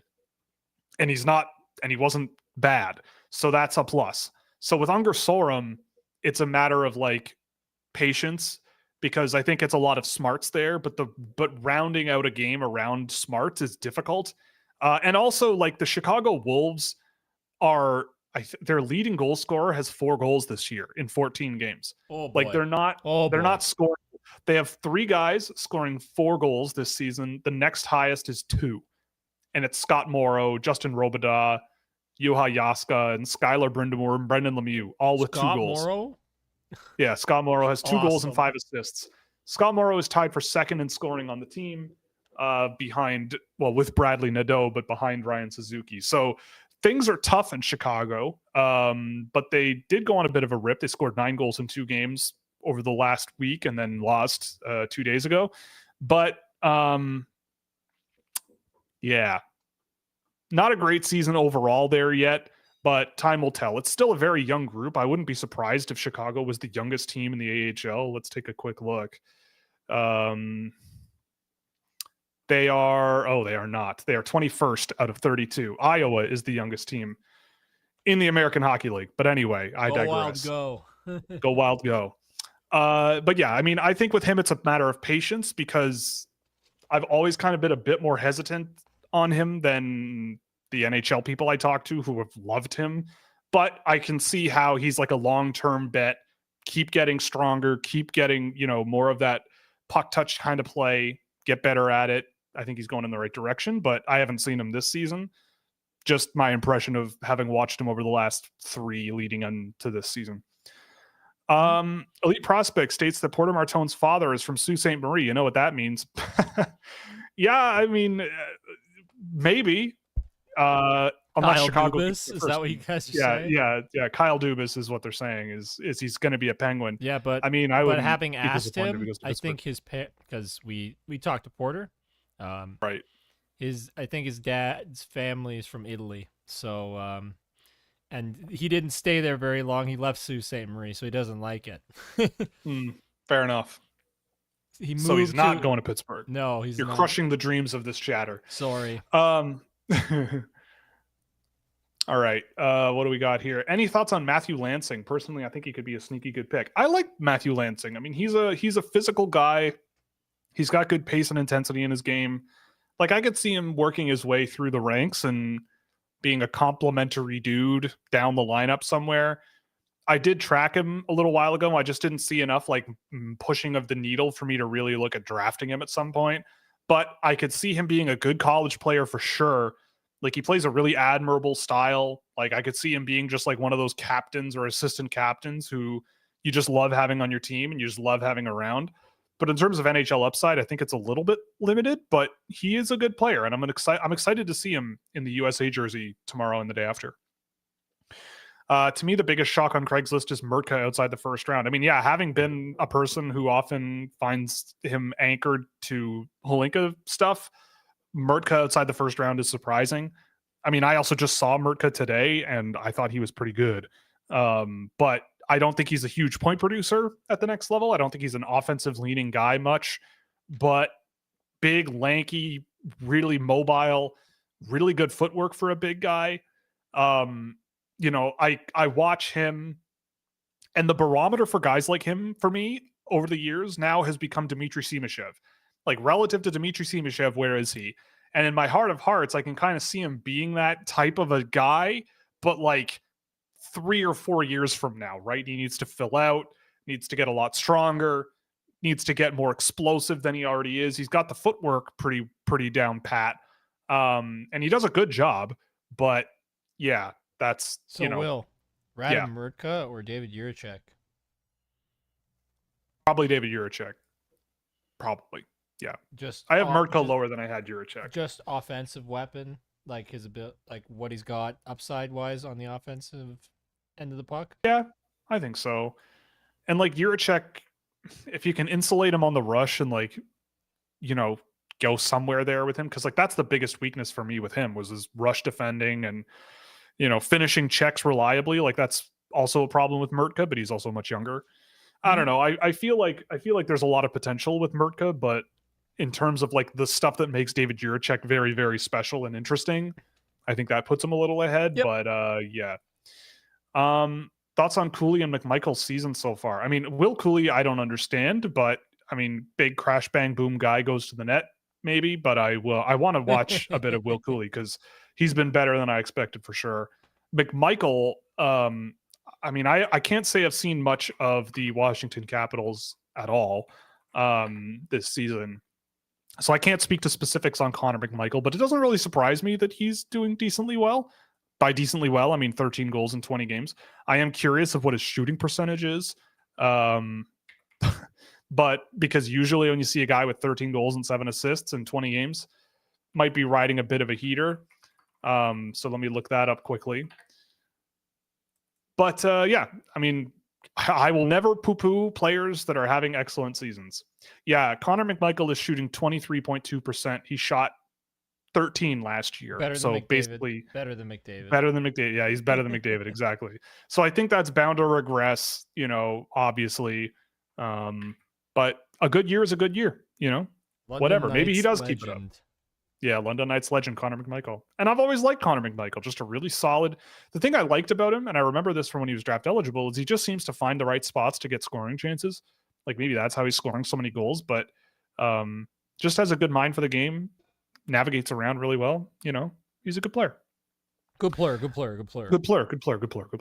Brett Berard's debut tonight. You're damn right. I remember you were high on him. Have you seen him much since his draft year? I mean, I've poked in on him here and there. We should have done this one. We should have also looked at him. I saw that he was on Daily Faceoff. I didn't know, but I didn't know he was playing. Yeah, I knew he was playing. I thought I got confused because I think he played a preseason game, and I think I confused that with his debut. So I didn't bring that up to you. Yeah, I'm just like, oh, he's playing. He must have been playing already, but I hadn't. So. Where did I have him that year? I don't even remember. You know what we can do? We can watch him for the next stream. Yeah, for Thursday we should do that. So Brett Berard was 41 on my list that year. He went 134th. He wasn't the best player available on my list at that pick. That would have been Alexander Pashin, but Pashin was 34, so they were very close. And Pashin's having a really good season in the KHL too, I think. He's been like over half a point a game, I believe. So good for him. But Brett Berard, I always just loved the competitiveness there. Like, I'll always value competitive players. I don't care how big you are. The youth that, like, he was one of the youngest guys in the draft, Berard, and he was aggressive and tenacious and skilled and just brought a lot of really good traits to the game that I really liked. What's a good way to encapsulate all of those traits, Will? I can't think of a good way to say it. Maybe by classifying it as a AJ player. Sure. Yeah. I think that's the easiest way to boil it down. When you say And fast, tenacious, yeah, competitive. especially when he's small. Oh, Gotta be yeah. small. Yeah. Yeah, gotta be small. I mean, you don't have but- to be. I took Devin Kaplan with a pick. Right. But yeah, so I'm proud. I love Brady. I love Brett Berard. He's been a guy for me forever. Like I knew day of he was drafted too late. You can go back and watch my draft recap, and I remember. I went through. I remember you reacting to him getting drafted in 2020. Yeah. Being like, I think you were like, "Oh, finally!" Yeah, Something like finally. And here he is. So good for him. Another one of the boys off to the races. You know what's surprising? He didn't go higher because of bloodlines. Wait, who's his dad? Isn't Brian Berard? No. Oh, okay. Well, then His father is David Berard. Oh, okay. Who is? Never mind. He's a college hockey coach. Well, never mind. Providence College goaltender who played 5 games around when I was born. Yeah. So good for Brett Berard. Good boy. Good player. Good player. Morin at 29 is interesting. Yeah, that was on Craig Button's list, I believe. I honestly have not seen much of Zach Morin this year because every time I've seen him, I have not seen a first round pick there. I just haven't really. But he seems to be doing a lot better in the queue. But yeah, I don't know. I've seen a bit of him there, and it hasn't been my jam. And when I saw him at Youngstown, it wasn't really my jam there either. But it's still early, and I'm going to get to him eventually. Thoughts? Oh yeah, we did that already. Thoughts on the hockey prospect top 32? We did that at the beginning of the show. Wong at 24, Barrett 6. We talked about that. We did that stuff. Simon Wong. You loved it, or you loved both. You loved both those both those rankings. I mean, I respect it. I don't like the Wang one, but Barrett 6, I love. That rocks. Yes. He does. Do you think? Yeah. Do you think Team Canada should or might bring Rakoff, Misa, and Martone for chemistry? No. I don't think Luke Misa is making the Canadian team. I just don't. It's funny because I would love it. I literally messaged Will today. God, this line is so gross. Because I was fetching clips. They are for the Porter Martone game tape, which will be coming out on Friday. Fetching clips of Carson Rakoff and Porter Martone, because he talks about how his relationship with Carson Rakoff in the piece, and I got to pull a bunch of Porter Martone goals to make the intro highlight montage. Yeah, and oh my god, the way they work off each other, so gross. Yeah, so I will feed into your bias, Mister. I mean, I agree. Totally unbiased Steelhead fan. They're becoming my favorite junior team too, because they're right in my backyard. And I love Brampton. Yeah, they're fun. Like, I would love to see it happen. I just don't think it's gonna happen, right? Like, but I'm on the bandwagon. I want them to win the Mem Cup because they're right in my backyard. So I'm with you, man. I'm with you. Yeah. Any thoughts on the Jim Montgomery hiring? I think it's hilarious. Do you hear what Elliot Friedman said today on the podcast? No, I didn't. So if basically the Bruins saved Montgomery from getting fired by beating the Leafs in the playoffs. Oh, I'm serious. No, I trust you. It's funny. I'm laughing. And if that had happened, he would have become the coach of the Blues. Like he had one eye on becoming the St. Louis Blues head coach already. Like people were mad at Elliot. Or not mad at Elliot, but they're like, Elliot, you have no balls, because he didn't outright say it immediately, because he knew this was going to happen. But it's like, what are you going to do? Put out there that, yeah, this guy's going to get fired before he's been fired. And that was just the situation. Right. With Drew Bannister. It's as soon as Jim Montgomery became available, that's what they were doing. They were doing that for sure. And he has family connections there. Like, that's where he wanted to be if it wasn't going to work out in Boston. So he knew.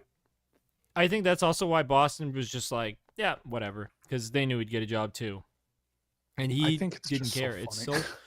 I feel bad for Drew Bannister, man. Like, 100%. Like, that sucks. That's cold.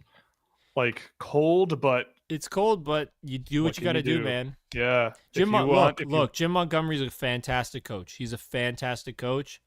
And yeah, I mean, he's not the problem in Boston. Cannot he was not criticize the move. You can criticize the Blues move from a morality perspective somewhat, I guess. Yeah.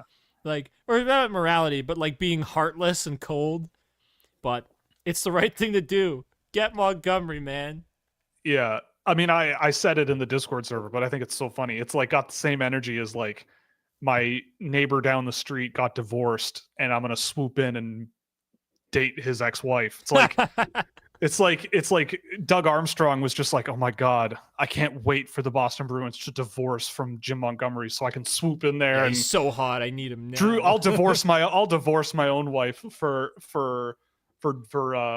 whatever, I'll make it happen. I'll do whatever it takes. And you're just like, all right, Drew, see you later. Bye-bye. Down the road, the Boston Bruins did what I was waiting for them to do. Sorry. Sorry to keep you waiting. But I mean, yeah, it sucks for Drew Bannister. But I mean, Jim Montgomery in St. Louis, I think, he's a good coach. Like he deserves the role. You go ahead. Sorry. I was just going to say he deserves the role, but like, I don't know. St. Louis is a team that's in a weird spot. So we'll see what kind of an effect he has on that. This will not fix the problem in St. Louis yet. Probably not. I don't think.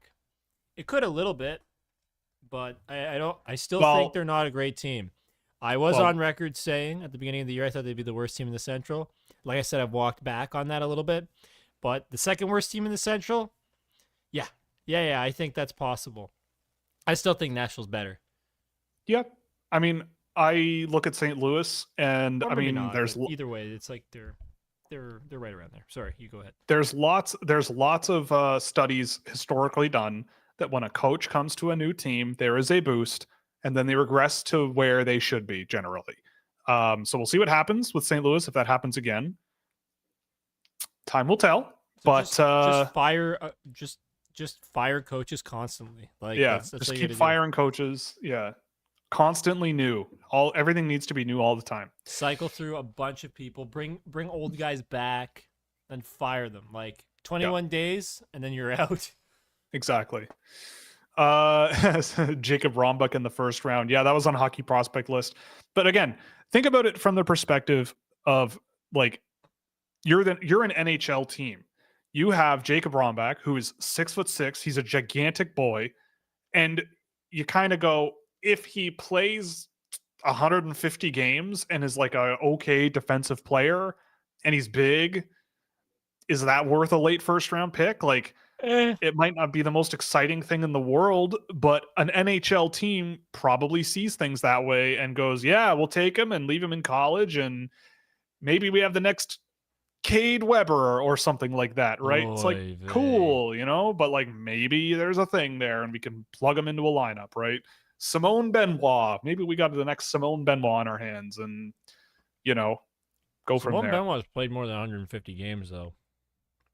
You know what I'm saying, though? No, you got to be more specific, Will. Come on. My God. He's played more than 150 games, okay? With 4 shutouts, I'm moving on. I don't want to talk about this. With 4 shutouts in 11 games and a 943 save percentage, are there any truth to the rumors that this is Jacob Fowler's world and the rest of us just live here? There's a mantra that I say. World, actually. It is William. Yeah.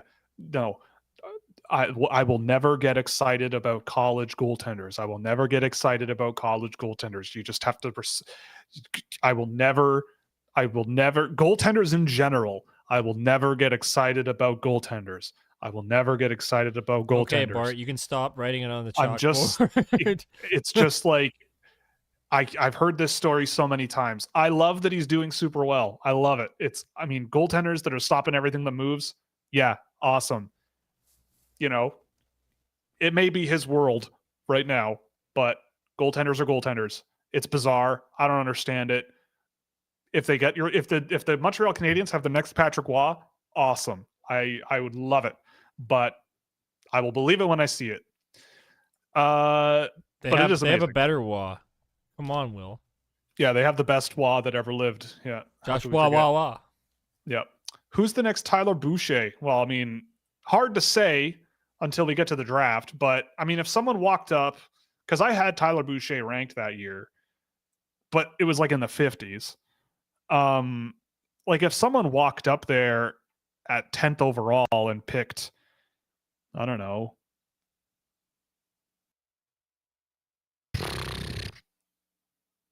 there's not really a good analog, honestly. That's like the thing. I feel Brady like that's Martin, maybe.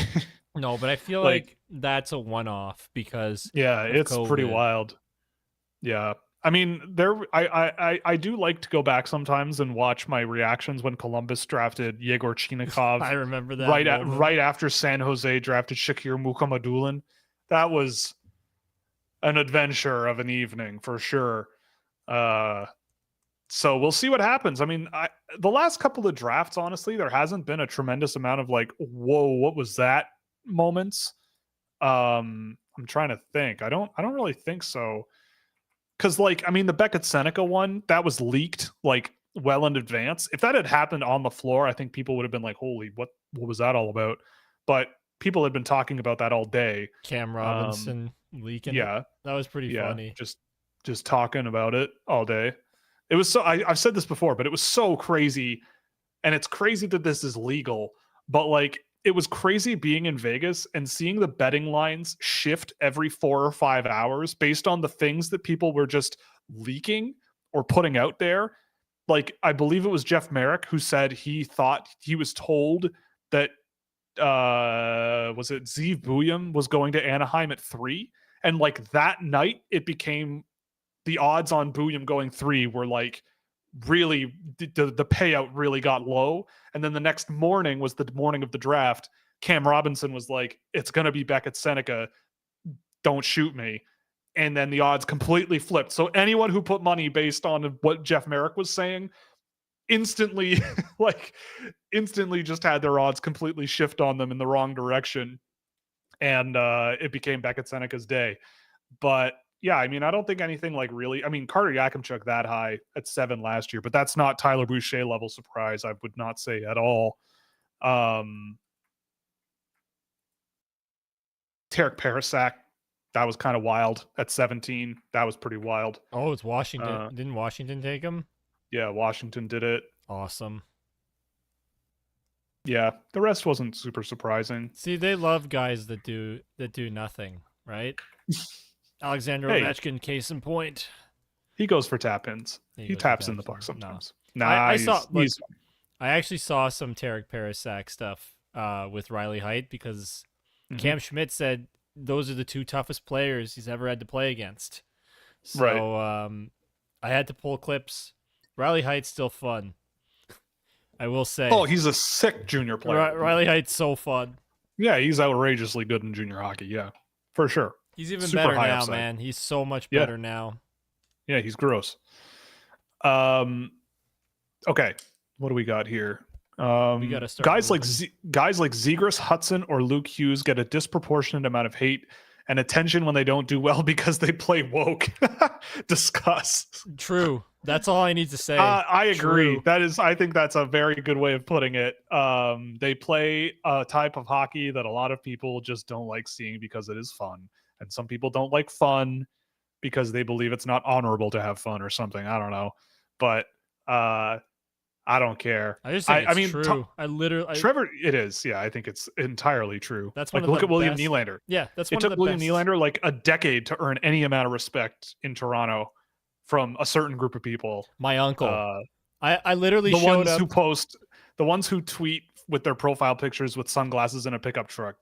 Those are the types of people it took 10 years to win over for William Nylander. My uncle now realizes he was wrong, but he still has a little bit of residual not hatred, but residual that William Nylander guy. Even though he recognizes he's so good. I showed up with my birthday present William Nylander socks from my dad and showed him off to my uncle.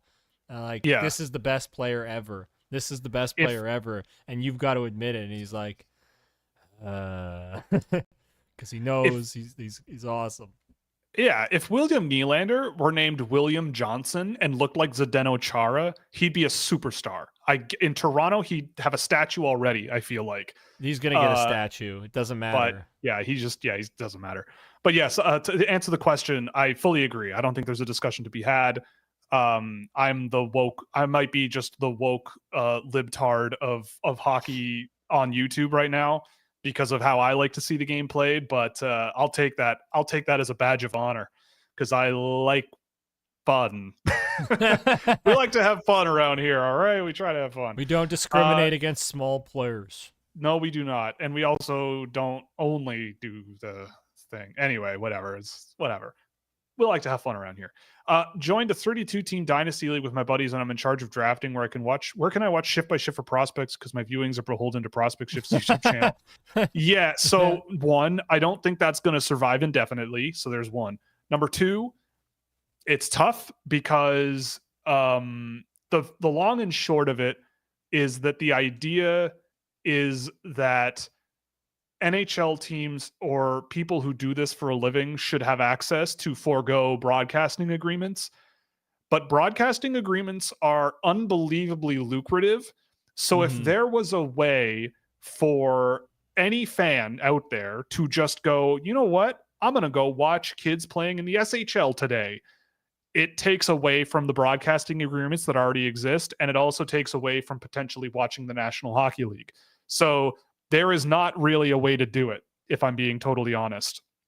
The only way to do it would be to get into this world seriously, be part of a team that has access to some service like this. But doing that to be part of your fantasy league is a little bit tricky. So instead, you can come here and ask me questions. Yeah, you just come here and ask questions, and I'll give you players who will score a lot of points in the AHL, be 5'8" every time they step on the ice, and be the fastest guys in the world, but will never get a chance in the NHL. There's also the other thing with that is there's going to be a lot of diminishing returns if that's what you want to do, especially for fantasy hockey. Like if you want to scout guys for fantasy hockey, so much of it is tied to deployment. It's what opportunity are these guys going to get? So it really comes down to who's got the best path to the power play. Really? Yep. Who's got the best path to the first line in the power play? That's kind of the way you got to think about it. That's true. So Zane Barek. Yeah, like a guy like that, not necessarily going to be the greatest hockey player, like pure hockey player in terms of just like driving good two-way metrics and like being such a like a solid positive on both ends of the ice, but that's fine. You just want to find guys who are going to score points. Points.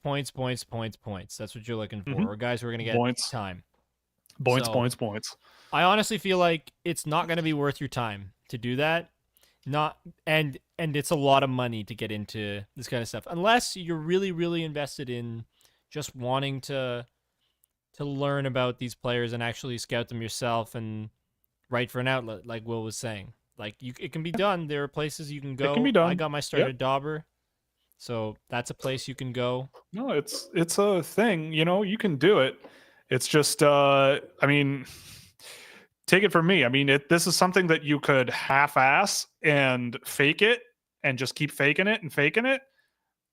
Probably people out there who do that, or you could basically border on mental illness like me, be up at 1 in the morning watching Chinese under 18 hockey players, doing whatever it is that they're doing against friggin' Team Israel or Iceland or something. Because that's where my brain goes. But if you maybe walk that line somewhere in the middle, maybe that's a little more stable and normal. You could go that way as well. But yeah, we're happy to answer questions. Yeah, we're happy to answer any questions, whatever. So you don't have to. That's the point of this channel. Yeah. It's to streamline a lot of things. And okay. We have to bang through a lot of this stuff and get down to the. No problem. And there's some ones we can bang out pretty quick here. Any thoughts on Dustin Wilhoff and Luka Radovojevic? Radovojevic is fun, really questionable defender, which is always scary to me. He kind of yeets it all the time. He goes full send all the time. Wilhoff is fun. I will not say anything until he plays at a higher level than the German Junior League. I don't think he's played higher than that. So we'll check in on him if he ever does, but he is fun to watch. He is certainly a good player. Under 18s will be very interesting. I'm assuming he will be there. We'll see. Justin Carbonell might be a guy who surprises people at the tournament tomorrow and the next day. Yes, I agree. He's going to be a lot of fun. Yes. I read a question that's what I was laughing at. Oh, okay. Anton Frondell is on the World Junior A roster for mid-December. I thought he would be a lock for the World Juniors and not play in that one. Yeah, I mean, maybe, but Frondell also hasn't been amazing this year. Like, I wouldn't just pencil him in on the World Junior team so far this year, nor should you. Like, it's perfectly okay that he isn't because he's been injured and the Junior A is a little bit of a more limited level of competition. Uh-oh. Is it tied? Joel Hanley just took one right off the dome.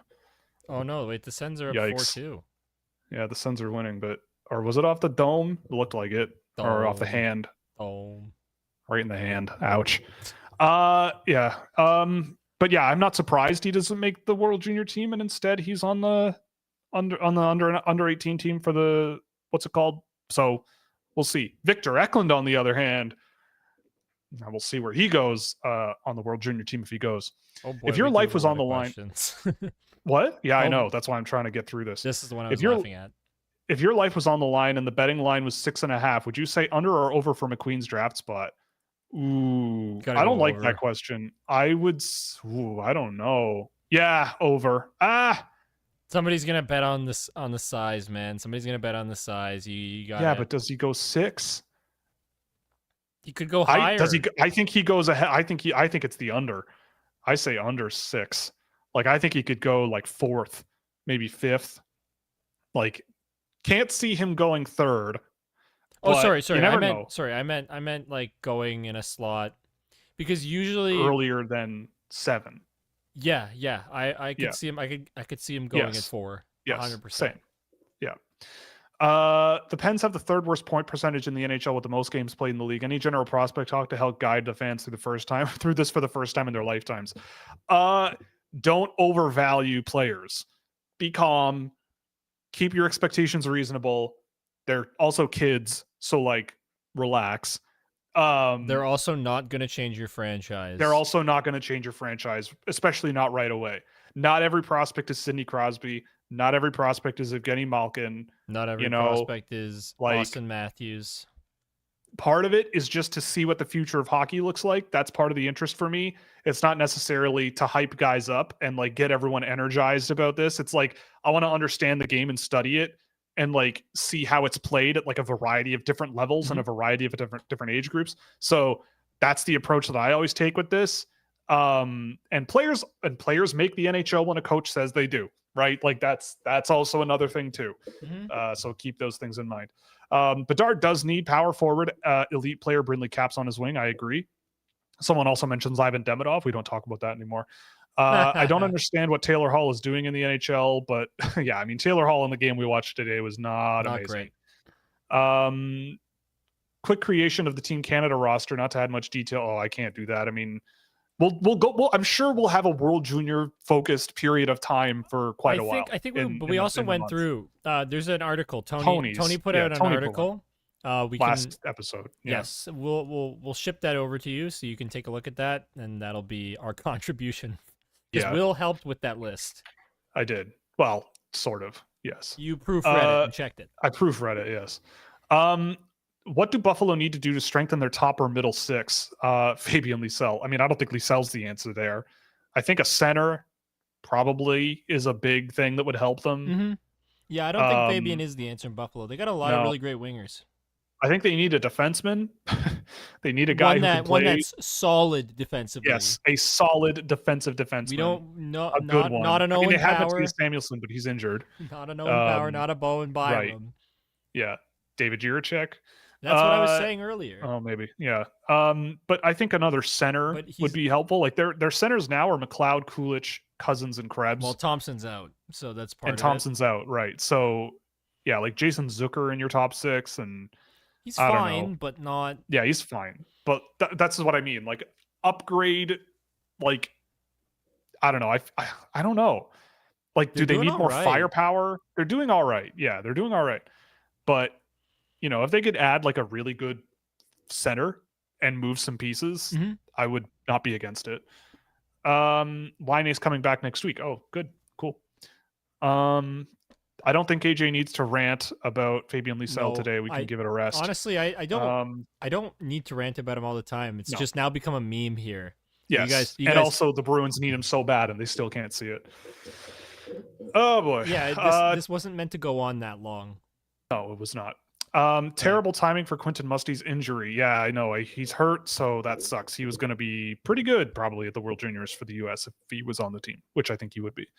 Well, he doesn't have to play. Sudbury now. Yeah, it's true.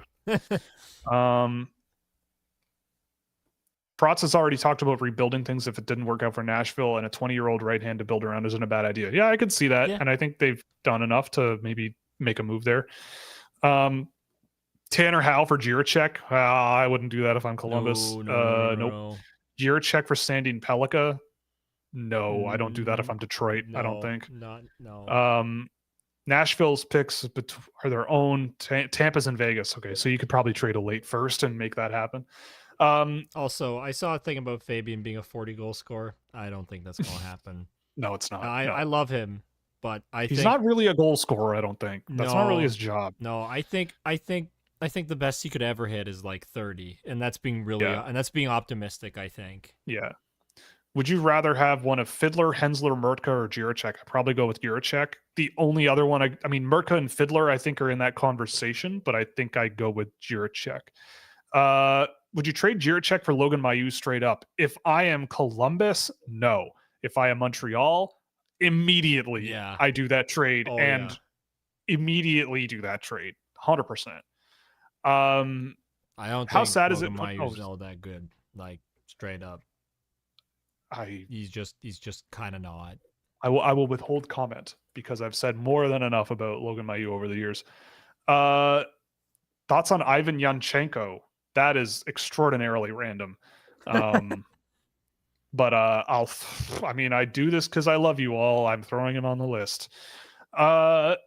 St. Louis. Oh, that's David Phillips. Okay, never mind. I'm taking him off. Screw that. I didn't even read the username. St. Louis got Dalaborski, Stenberg, and Lindstein in the first round. Pretty good. I mean, yeah, it's pretty decent. It's all right. It could have done a lot better, but I like Stenberg. I mean, to me, it's like if you flipped the order around on Stenberg and Dalibor Dvorsky, I'd be like, yeah, it's fine, I suppose. Yeah, might not have been the exact group I would have. Like, who am I? I'm going to do this real fast. It was 2023. 2023 prospect tracker. There it is. Gavin Brindley. They skipped out on Gavin Brindley all three times. So St. Louis, if it loads ever, there it is. It's a big document. So St. Louis had, what was it? They had 10, 25, and 29. So my best players available would have been Oliver Moore, Gavin Brindley, and Mikhail Gulyayev. Oh, that's way better. That's way better. Yeah, I would have come away with Moore, Brindley, Gulyayev, and that's just BPA. Better. Yeah, that's pretty filthy. I'm jealous of that. I am jealous of that, man. I would have loved that. But I did have Stenberg at 14, so there's that. I was so Take mad. that for what you want. I was so mad when Chicago took Oliver Moore because I picked with Seattle. I let out a no, but I got Gavin Brindley, so I'm still kind of happy. But I really, really wanted Oliver Moore. That was my boy. Yeah. Someone said Detroit already has enough goon defensemen like Ben Sherratt and the GOAT Brady Cleveland. I mean, true. When you J-Mo, future Telford Tiger Brady Cleveland. Yeah, 100%. Top pair defenseman for the Telford Tigers Brady Cleveland 2032. I'm ready. I love you, J-Mo. You're so funny. Yeah, it's funny. God. David Phillips isn't even writing thoughts on anymore. He's just putting names in the chat. Brady Sneedland. All right. No, he's got thoughts on way later. Yeah. Oh no, earlier, actually, my bad. Yeah, no. Did you listen to the new Kendrick Lamar album? And if so, thoughts? I have not. I will say that the rap/hip hop world is not my jam these days. Honestly, I might sound old doing that, but it's just not my thing. Honestly, out of all the musical genres out there, it's probably the world that I listen to the least. That's just it. Mm-hmm. So but I don't judge. I like Kendrick Lamar. Whenever I've heard his music, I'm like, this is pretty cool. Yep. And he's certainly in the news quite a lot these days. My brother went to a concert a while back, and he had a great time. Oh, nice. Is Tyler Boucher the biggest top 10 bust of the last 3 to 5 years? I mean, probably. I don't know who else would even come close. Yeah. I could see that. Yeah. Could you see a world where Matthew Schaefer goes second or even first? Yes. There. How does James Haggins get dethroned as the number 1 pick? Leadership because of Porter Martone, and that's like, right. He's such a great kid. He is actually such a fantastic dude.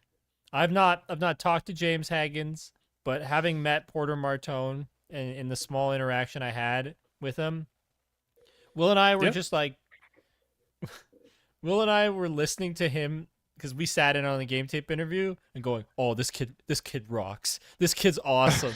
He's so cool." That's what we were like messaging back and forth. Or Will was like, "Oh, that goal was so disgusting that Tony just showed."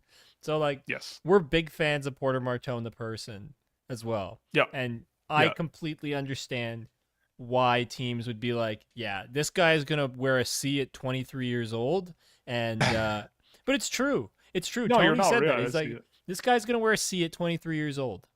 Yeah. So he's worthwhile for a lot of these teams, and I get it. To answer the question, though, how does James Haggins get dethroned as the number 1 pick? Other players are right there with him. Luke Misa is brilliant. Mike Misa is brilliant. He's doing everything right when he's on the ice. I still have him below Haggins, but Martone has like physicality and resilience to his game that I don't think Haggins quite has. Like Haggins is more of a dangler, put the puck through traffic type guy. And I think NHL teams might be a little bit spooked by that being the focus of his game rather than Martone, where you're thinking playoffs. You're thinking, he's very actively outward about like, I want to be a playoff player. I want to be a playoff player. I want to be physical. I want to be intense, blah, blah, blah. And I feel like, I feel like it's a hard sell for teams to not draft a center when there's a bunch of really, really good players at the top of the draft. But I think there is an argument to be made for any one of these guys, right? For me, even Victor Eklund has been excellent this year. And I think he could even deserve a spot at the table of maybe being the first guy off the board. I don't think that's going to happen. Let me say that. But in terms of like super useful NHL players, I think all 5 of those guys are already kind of there. The World Junior Goaltending article is already out. That's true. David Phillips, that's on the website.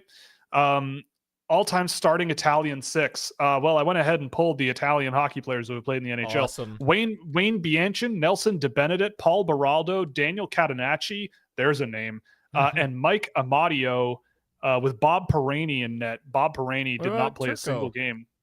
I just filtered all NHL players by Italian nationality. What about Turco? Turco played for the Marty Italian Turco team. Did he? I think so. Marty Turco? Jason Mazzotti was a guy who I think played for the Italian team. No, Turco just played for Canada. Damn. Jason Mazzotti, though, I'm pretty sure played for the Italian national team at the Olympics. Yes. He played at the Olympic Games in 2006. How the hell do I remember that? I have no idea. But that is an Italian national player who's probably playing in net. I have no idea who the Italians would be on the skaters, though. Gigi Buffon in that. You want Gigi Buffon in that? Yeah. Just get Gigi Buffon, some skates, and some goalie gear. Put him in there. When is William Strumgren taking the NHL by storm? Well, never. I'll tell you. Sadly, when Joel Henderson somewhere is screaming the word "never" at me. No, that's Mikkel Holm. Well, that too. Strumgren was always a swing for the fences. He's got 12 points this year in 19 games, so he's doing okay. I liked him, but Mikkel was right that Hockey Eten's not a real league. It is not. No, it is not. It's beer league. Noted Blue Jackets reporter Aaron Portzline reporting that Kyle Dubas was at the Lake Erie Monsters game on Sunday. Yeah, okay. I mean, if Pittsburgh gets Jiricek, fine, but how? How are they going to get Jiricek? Like, that's the thing. They're going to trade their first round pick this year? No. Yeah. The next comment is, what can the Penguins even offer for Jiricek? Yeah, like there's not much. Philip Tomasino. Yeah. Thoughts on a bunch of guys I've barely seen and some I've never seen. I mean, you mentioned Ignat Lutfulin. I like Ignat Lutfulin. I think he's a guy who maybe is a free agent from the KHL in 4 or 5 years. He's come along really well. Joey Christophe Muisu that's a take. I've seen him before because he scored pretty well off the beginning of the KHL season, and I liked him in preseason. I don't know if I would draft him, but he is big, so I feel like he might get drafted. Who else is on here? I did like him last year, so maybe I'll check in on him again. How about we the rest of them I have not seen. And yeah, the rest of them I have not seen. What we'll do is we'll update it on the next show. I jotted it down. From your video on Levshinov, you make it seem like he's bad adjacent. I mean, yeah, but like I didn't say he was bad. I've always also just like he's fine. He's fine. And they're letting him do the things that he should be allowed to do. So if that works, great.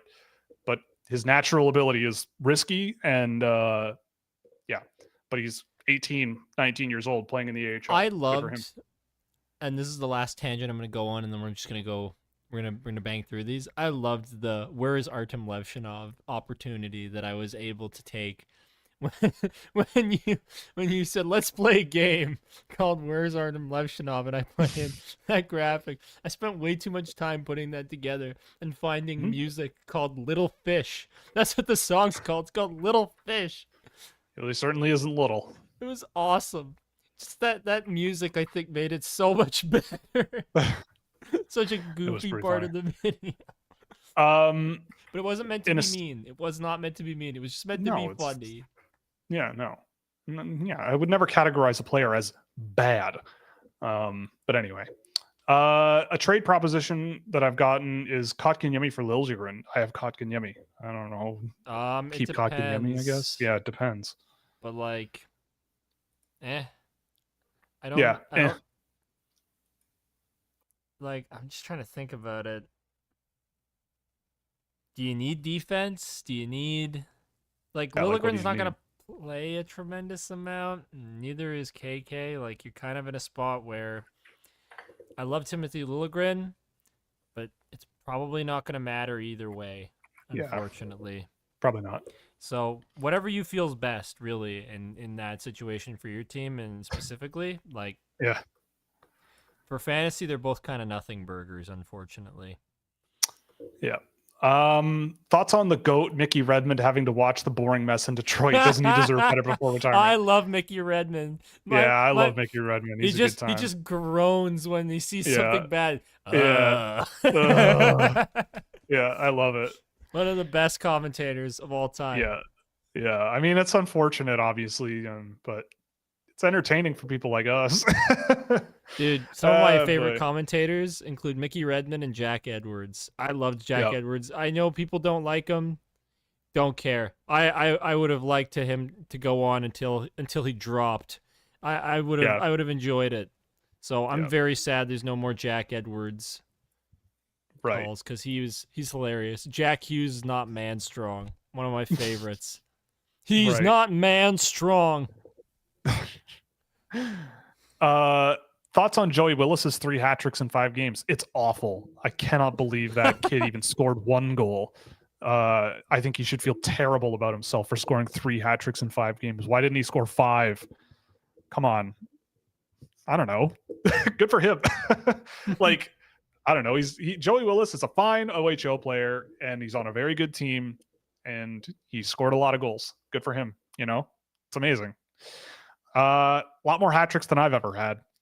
Yes. Are you good at hide and sneak? Who in the draft would be best at hide it? What is that, a different game? That's funny. Hide and sneak. Those are shoes. I Googled it, and those are shoes. But hide and seek, I mean, LJ Mooney, Little John Mooney would absolutely be good at hide and seek because he is about 3 inches tall. So, you ever see the movie Indian in the Cupboard? No. Like, that's LJ Mooney is that guy. I don't know why I threw that movie out there because that is a random Disney movie from like 1994. Not very good either. But LJ Mooney is in it. He's tiny little guy that lives in the cupboard. It's a magic cupboard.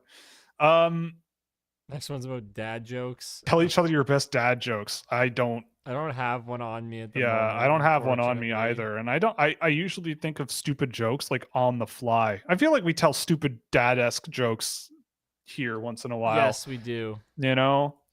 Especially me. I can't help myself. Sorry to not do yeah. your thing. But No. we gotta Luchenko. I'll try and come up with one for the next stream. Yeah. Luchenko that early. I don't know what you mean by that, but in the NHL draft, I mean, I love the guy. I think he's a good one.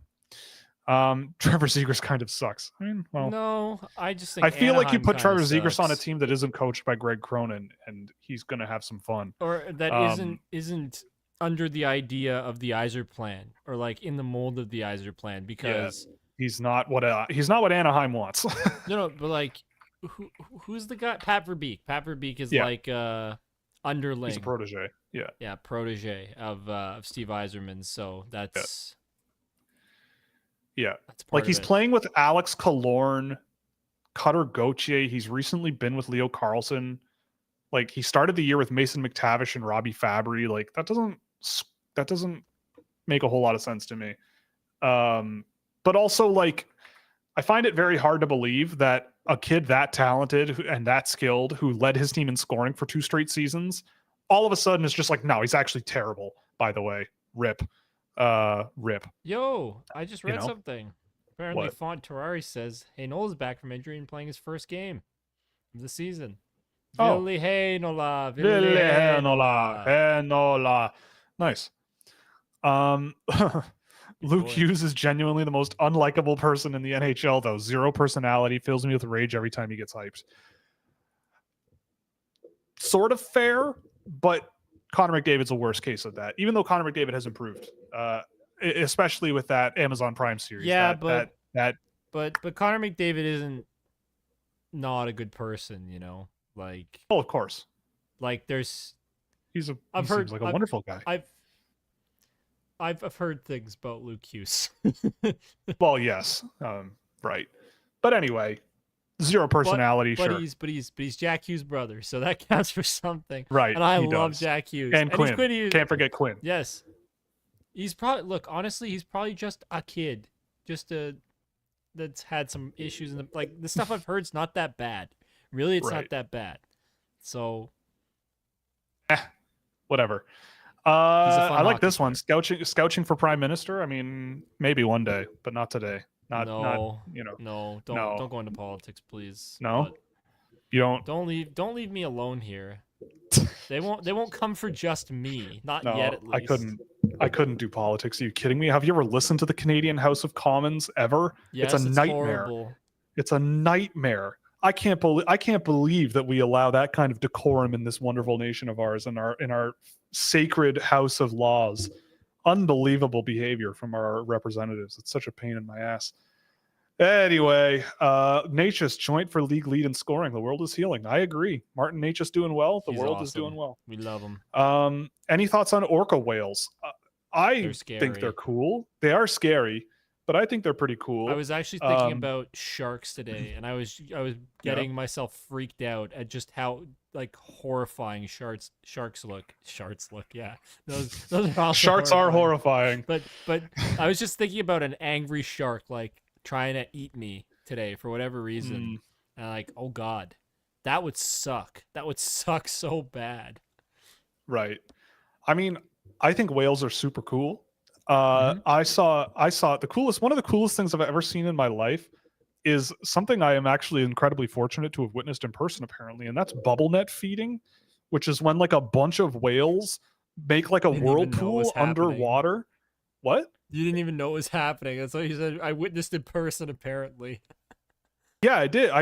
Well, we were whale watching, but the thing doesn't happen that often, where it's like a literal pod of whales all showed up at once. And like they make a whirlpool underwater, and it traps the fish in the whirlpool. And then there are whales at the bottom of the whirlpool that then swim up and push the air in the whirlpool up to the surface, and all the fish come to the surface, and then all the whales eat all the fish. It was like one of the craziest. Like, and the person doing the guide of the boat was like, "This happens like maybe once every I think he said 10 years or something like that, like of doing these tours and stuff. Like you never see it. And I was like, whoa, what the hell? I got some pictures of it. Maybe That's I'll awesome. but it was like just mouths, like whale mouths everywhere. It was pretty wild. But yeah, whales are cool. When I was in the Faroe Islands actually last year or 2 years ago, was it last year? I don't remember. When I was in the Faroe Islands, it's really beautiful there. And like at the bottom of like one of these days, one day we were just driving along the side of the road or in the side of a fjord, and there was like a whale just doing laps up and down the thing alone, just, you know, doing circles, doing the thing. It was really cool. And there was no one else there. Actually, that's not true. There were a bunch of people there taking pictures, but it felt like there was nobody else there. It was just us and a whale, you know. It was kind of cool. Anyway, what do we got here? Have you heard the phrase "coach the junior out of a guy"? That only applies to potential role players that were dynamic in junior. They have to adapt their play to be effective. Yeah, I think that's fair. I feel like with Zegras, it's not really applicable, but no, it's not. But I think that's a. But I think there's a very, very, very good line of thought to that. I think it makes a ton of sense, and it's very, very true. Because it's a part of the reason why, you know, look at the NHL. It's different. It's just a different style of play or level of play or quality to pretty much anywhere else, right? Like, it's just so fast. It's ridiculous. So, you know, a lot of junior players don't like to do that fast thing. They like to take their time and see the ice and play with skill and challenge guys one-on-one, when in reality, it's like the quicker you're able to move past that, the better off you'll be. What do the Devils do with all their offensive defensemen? Score points. Yep. And ask questions later. Also, and then the next comment. Also, they suck, but go Wings. Fair enough. Yeah, fair. I like the Devils, I'll be honest. Yeah. I love Jack Hughes. Yeah. Never thought that Guildford Flames 2C Daniel Catanacci would get a mention on here. Yeah, that's true. Daniel Catanacci, it's a legend. I think that's it. I think we caught up. Am I wrong? We did catch up.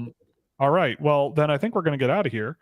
This was a lot of fun, of course. You know, there's some good stuff to talk about. We got some good topics for Thursday lined up that we got to go over.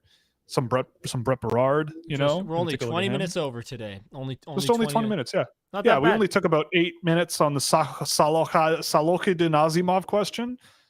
Shout out Salokadin Azimov if you're out there. If you really want a long answer, you got to ask the question. Yeah, you got to get a early. question early. Yeah, definitely. Show up nice and early and be like, drop whatever thing you want in there. Yeah. And we'll pay it a lot of attention. What are your thoughts on umbrellas? And we'll be like 10 straight minutes of umbrella designs. But you know what? I really like the Rihanna song. That's where it'll get to. Yeah, the Rihanna song's good. The product you can buy, really hit or miss. I mean, honestly, nothing worse than a bad umbrella. I swear. Oh my God, a good umbrella. Them, honestly, I rarely use them myself as well. But I'm a hoodie guy. That's it. Yeah. Like when I used to live in the city and like did a lot more walking, I had an umbrella that I'd use all the time, and it was like a nice, it's like it's good to spend money on things that keep you dry. That's another category of thing that's worth spending money on. What you sleep on, what keeps you dry, and jerseys. That's what we'll hockey. Yeah, and hockey jerseys. Yeah, exactly. Yeah, exactly. And you can use our affiliate code. Yeah. With Fanatics. Yeah, you can use our Fanatics affiliate code, and I'm such a great sellout, aren't I? Exactly. Yeah, we're selling out 1 week at a time, right? Okay. Well, on that note, we're going to call it a night. Thank you very much for joining us in this episode of Scouching Live. Of course, we'll be back Thursday afternoon at 2 p.m. Eastern time. We've got some video room videos coming out over the course of this week. We got game tape, right? No. Yeah. This week we do. Yes. I don't know if there will be one next week because I don't think Tony's got anything lined up, and he's also moved into a new house. So congratulations, Tony. Yeah, on that. Congratulations. He's now a dirty homeowner, just like me. And all the liberals hate us. No. He's got a sugar mama. Right. That's how he's got the home. I don't know. Oh, okay, right. Or he's just squatting and no one's noticed yet. He's just hiding out in someone's basement, and he's like, "Look at the house I bought," and he's just delusional. Maybe, I don't know. It's Tony Ferrari. Anything's possible. He's the best. He's honestly the best, though. We love Tony. Yes, that's why he's here. That's why he's on the show, because we love him. He's a funny guy. Guy gave me my start actually at Dauber. We like to have fun around here. He's a guy who likes to have fun. We're a couple of fun guys, as Rayanne would say. We're a couple of chill dudes. to go with a TikTok We're meme these definitely days? not chill dudes. No, we're not. Definitely not. Yeah, no. We are pretty unhinged. Dudes. We are freaks. We're more freakish off the show too. That's the Yes. That's the thing. Yeah, we are. You're just yeah. getting a taste of the freakishness. Start a secondary channel just for freakish conversations. Oh yeah. Yeah, that's what we need. We'll just go into history diatribes. It might blow up more. Oh, by the way, that July Revolution video you sent me? Yeah, the Historia awesome. Civilis. Yeah, Loved it is awesome. Yeah, Historia Civilis, man. The July Revolution, worth the watch. Go watch that video on the YouTubes. Anyway, yeah, we're gonna get out of here. Thanks for coming out. Job.